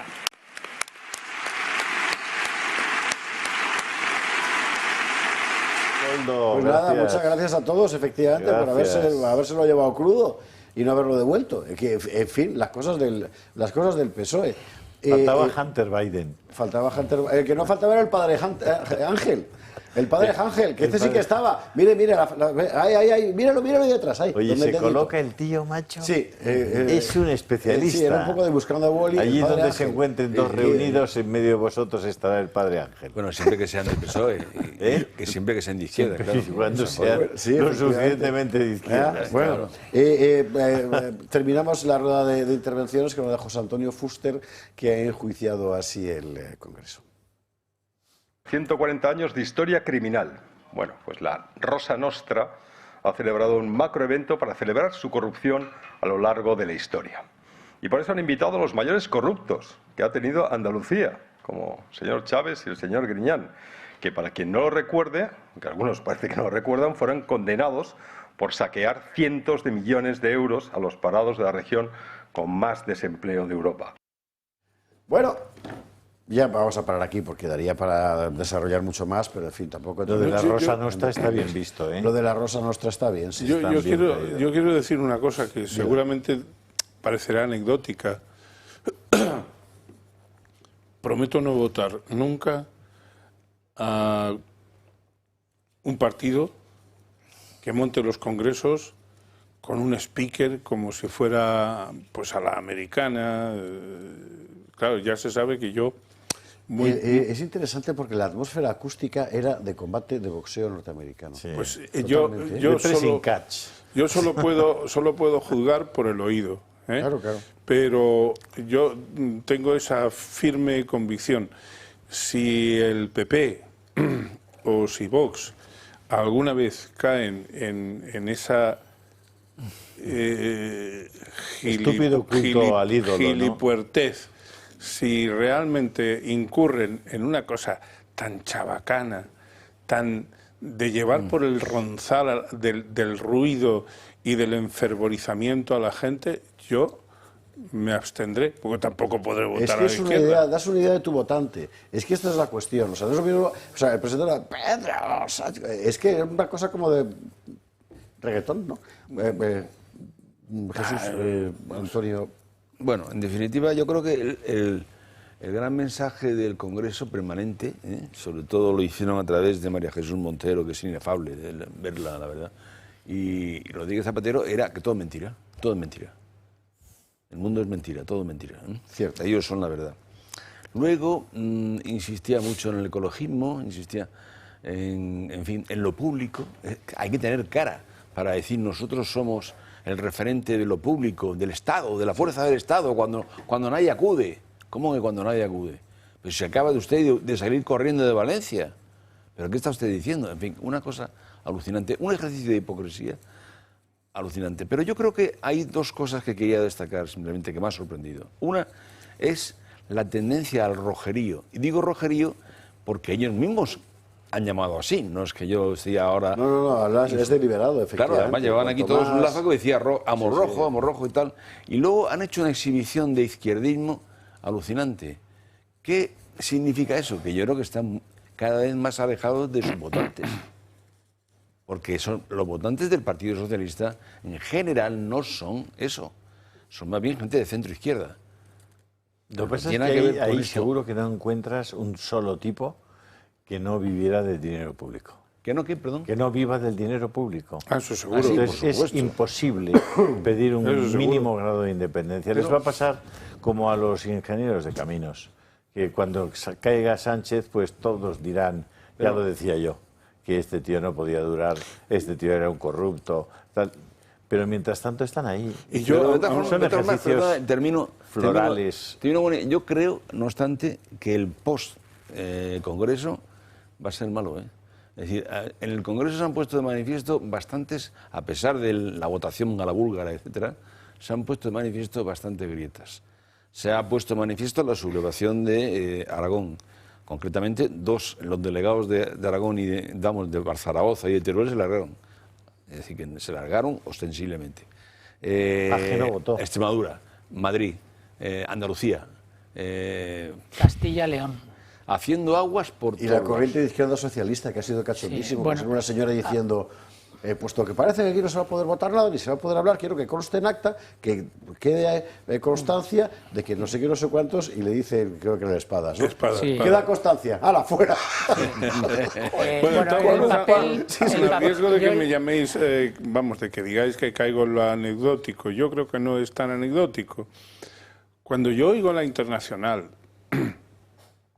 y les veo cantando tan ufanos, que yo habéis dicho que Pedro Sánchez no se sabe la letra, tampoco me extraña. Bueno, pero movía la boquita, ¿no? Bueno, así ya, por eso. Bien, claro, pero es que engaña siempre. Pero en el nombre de la Internacional, en el nombre de la Internacional hay 100 millones de muertos en el siglo XX. Hay 100 millones de muertos en nombre de ese himno. Y luego esta gente es la que se escandaliza y quiere prohibir que otros canten otros himnos, que yo no entro ya a juzgar si son de mejor factura musical o de peor sonoridad. Yo lo único que digo es que lo mismo que ellos son libres de cantar ese himno, por lo menos tienen que admitir que otros puedan entonar con libertad el suyo. Por ejemplo, el Cara al Sol. Esta gente prohibirá cantar el Cara al Sol, y si no ya lo veréis. Bueno, de hecho, está prohibido. Pues yo el discrepo contigo, Miguel. Yo no necesiten. creo que pueda ser legal cantar un himno que representa el asesinato de millones y millones de personas. Bueno, para ser enteramente pero ¿cómo precisos, que no es legal? Para ser enteramente debería no precisos, serlo. Julio, Miguel, para ser enteramente precisos, la versión de la Internacional que canta el PSOE es la de la Segunda Internacional, que no es la de la Tercera Internacional, que es la comunista, que es una versión diferente.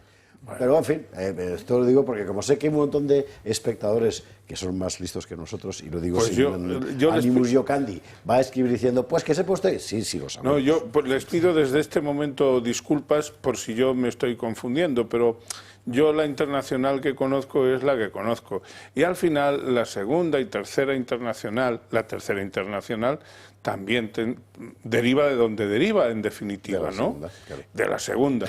Entonces, al final, estamos hablando de los comunistas, sí, claro, de la ideología comunista, que la derecha acomplejada no quiere llamarla por su nombre. Es decir, en la derecha española se permite que los motejen de ultraderechistas, de fascistas, etcétera, pero cuando se abre un debate electoral, nadie, salvo, sí, yo a Abascal sí le he oído decirlo, pero la otra parte de la derecha, eso de decirle a la señora Díaz, doña Yolanda, usted es netamente comunista, pues es que como que da repelús, no sé qué les da. El pueblo para esa gente es el suelo que pisan sus dirigentes. Esa gente son escoria, los que representan el comunismo internacional. Y de hecho los partidos comunistas en muchas partes de Europa están prohibidos. Es decir, no tiene ningún sentido tener que tragarnos semejante cántico que nos retrotrae. Hay resoluciones del Parlamento Europeo que prohíbe Bueno, luego está lo de las barricadas, pero no sé, que era el himno anarquista, pero lo cambiaron cuando empezaron con las mariscadas. Pero si lo que pasa es que hemos ido aguantando y aguantando, pero un día alguien saldrá y cogerá la estatua del Largo Caballero y la arrancará de su sitio. Pues mira, ya te digo, han hecho especial exhibición diciendo ellos mismos, con un cartelito aquí que llevábamos, con el vamos en el Claro.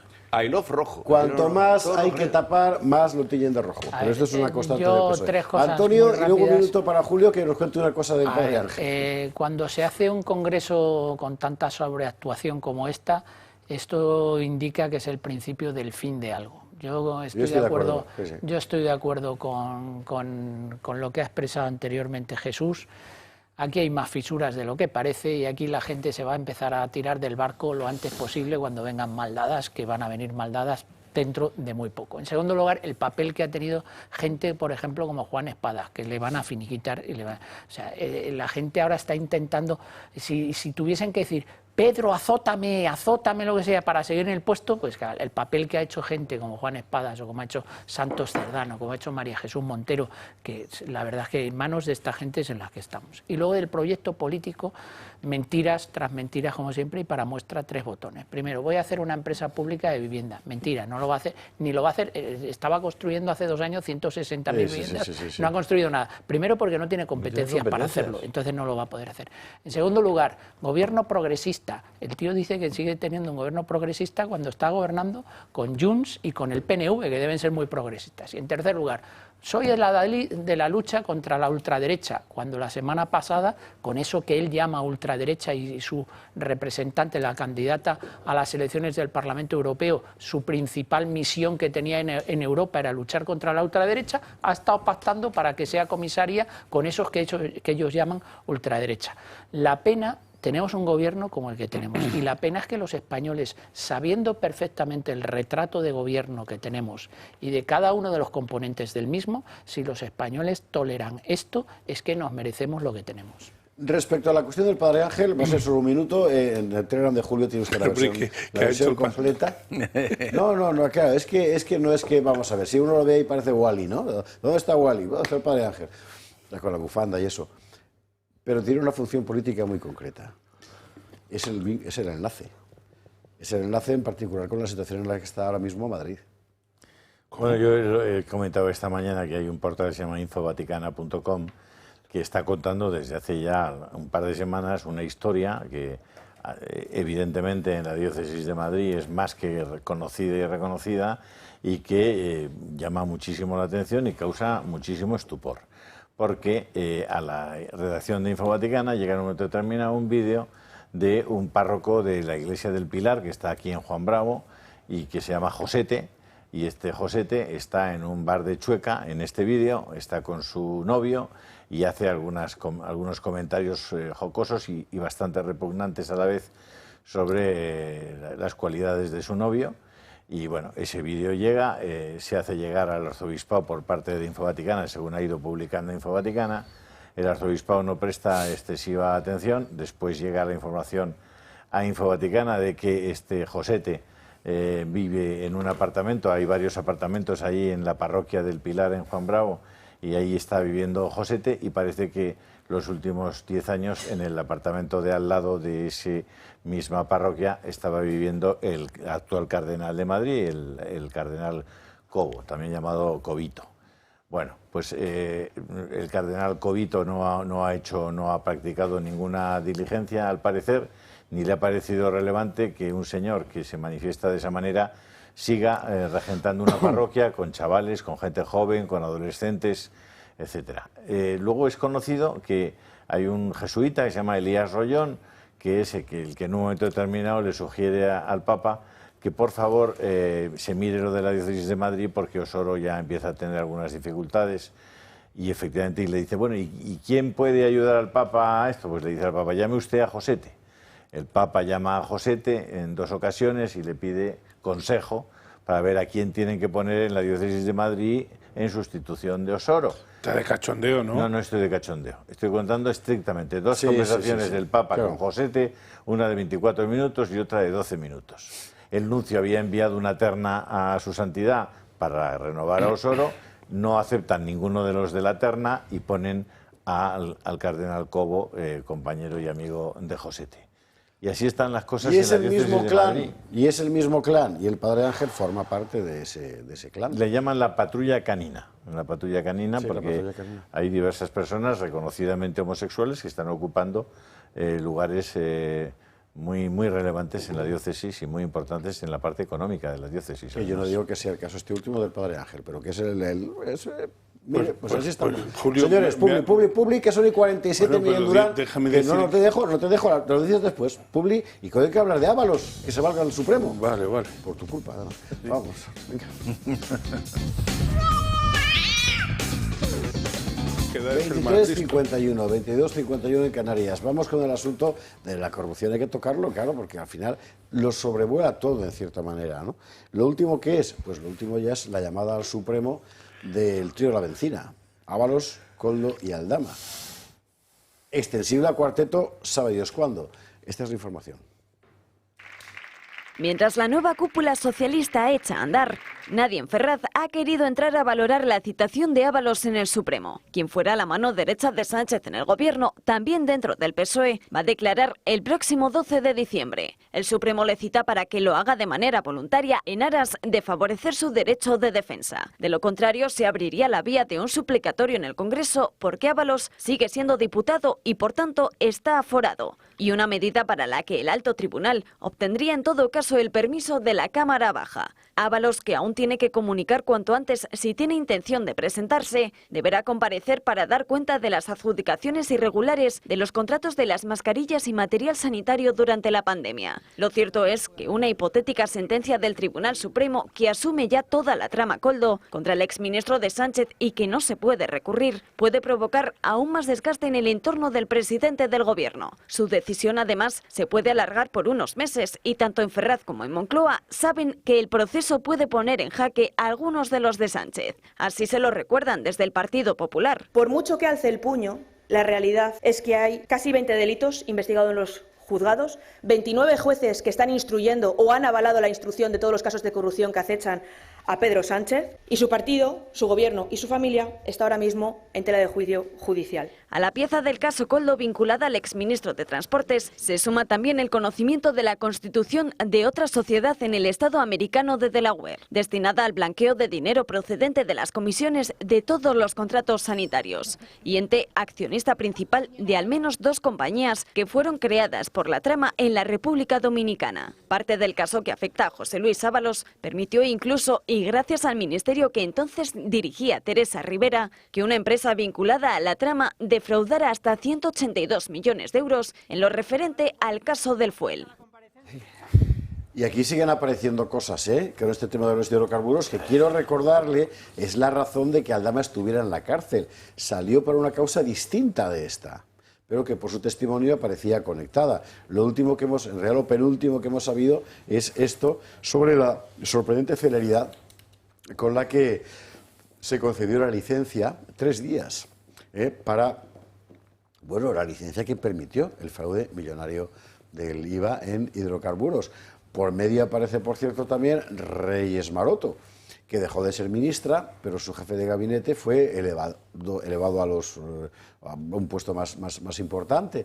Después apareció vinculado con la concesión de estas licencias y ha estado de observador, sacó la fotografía de Objective, de observador en el Congreso del PSOE. ¿De observador de quién? ¿O era para que lo observaran? Claro.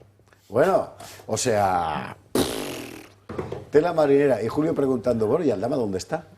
Te lo va a decir a ti. No, pero hace 8 días que no sé nada y me lo echo de menos, la verdad. Pero como tenía pruebas tan terribles y tan irrefutables y tan sólidas y tan potentes contra todo y contra todos y tal, y de repente, bueno, espero que nos dé una sorpresa y momento, las haya recopilado todas y no se haya ido a Dominicana a tomar el sol. El coronel de la Guardia Civil, que le puso la condecoración, también depuesto hoy, ¿no?, ante el tribunal, y ha dicho que no puede contar la razón por la que le puso la medalla, salvo en la Comisión de Secretos Oficiales.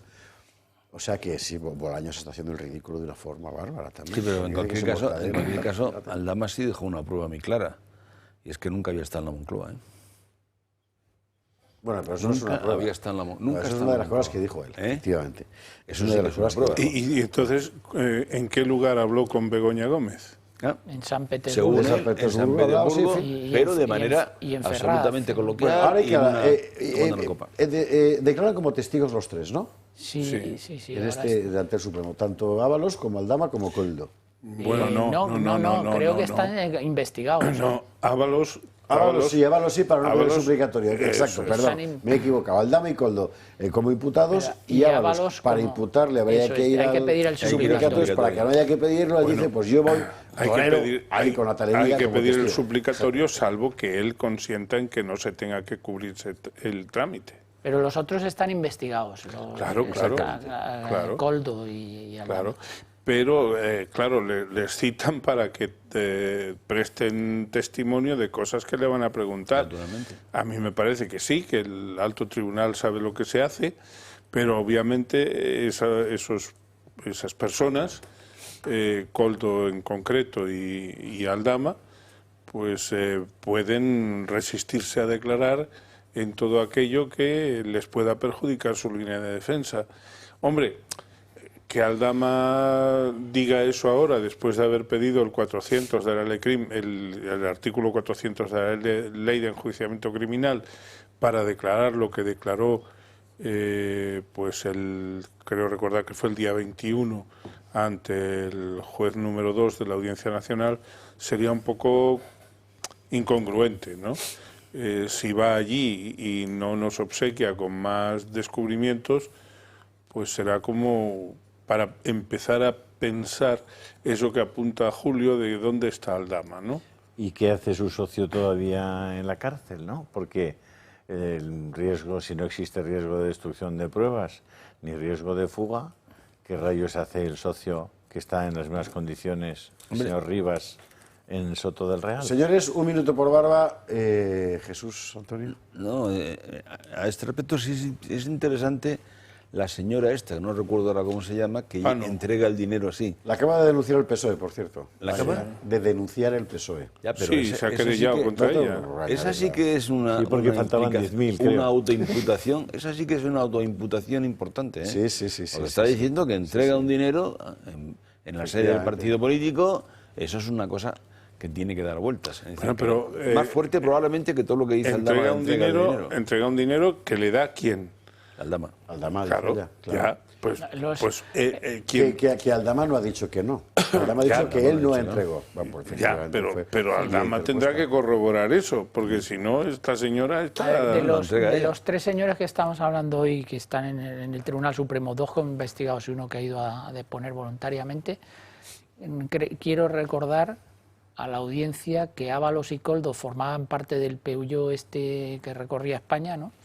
Y Ábalos era el número 2 del Partido Socialista, Koldo era una persona de confianza a la que incluso el propio presidente del gobierno le dejó en custodia las papeletas de los avales cuando se presentó a las primarias, y el señor Aldama era poco más o menos el que dirigía la política internacional de España y no la ministra de entonces, que era Irene González Laya. Arantxa González Laya, y Aldama, que estuvo en la noche de Delsi, la famosa noche de Delsi. Es decir, la foto que tenemos es que todo lo que rodea a la Moncloa y a la presidencia del gobierno, pues hay un fumus mali juris. Y lo probable... Vea que les gusta meter latinajos a los juristas, pero parecen canónigos de los de antes. Bueno, que digo, que nos vamos ya, que es la hora. Y Margarita Robles, que se va al Senado a contar lo de los vuelos del Falcon a la República Dominicana. ¿Ah, sí? 59. ¿Cuándo los va a contar? Pues luego te lo digo, pero está ya en la prensa, es que lo acabo de ver. Ay, qué bonito, qué bien. Así que a ver si Santa María, el senador del PP, viene y nos lo cuenta, que siempre nos cuenta cosas aquí por allí. En fin, señores, hay que marcharse, pero bueno, aquí seguiríamos hablando de todas estas cosas, para su solaz, pero en fin, don Antonio Alonso Timón, don Jesús Trillo, don Miguel Durán, don Julio Ariza, muchas gracias a los 4. Nosotros volvemos mañana, y mañana o pasado, Carlos Hernández-Quero para hablar de la ley de vivienda. Toma, 8 pajaritas. Gracias. 8 pajaritas, adiós, para sortear. Bueno, hombre.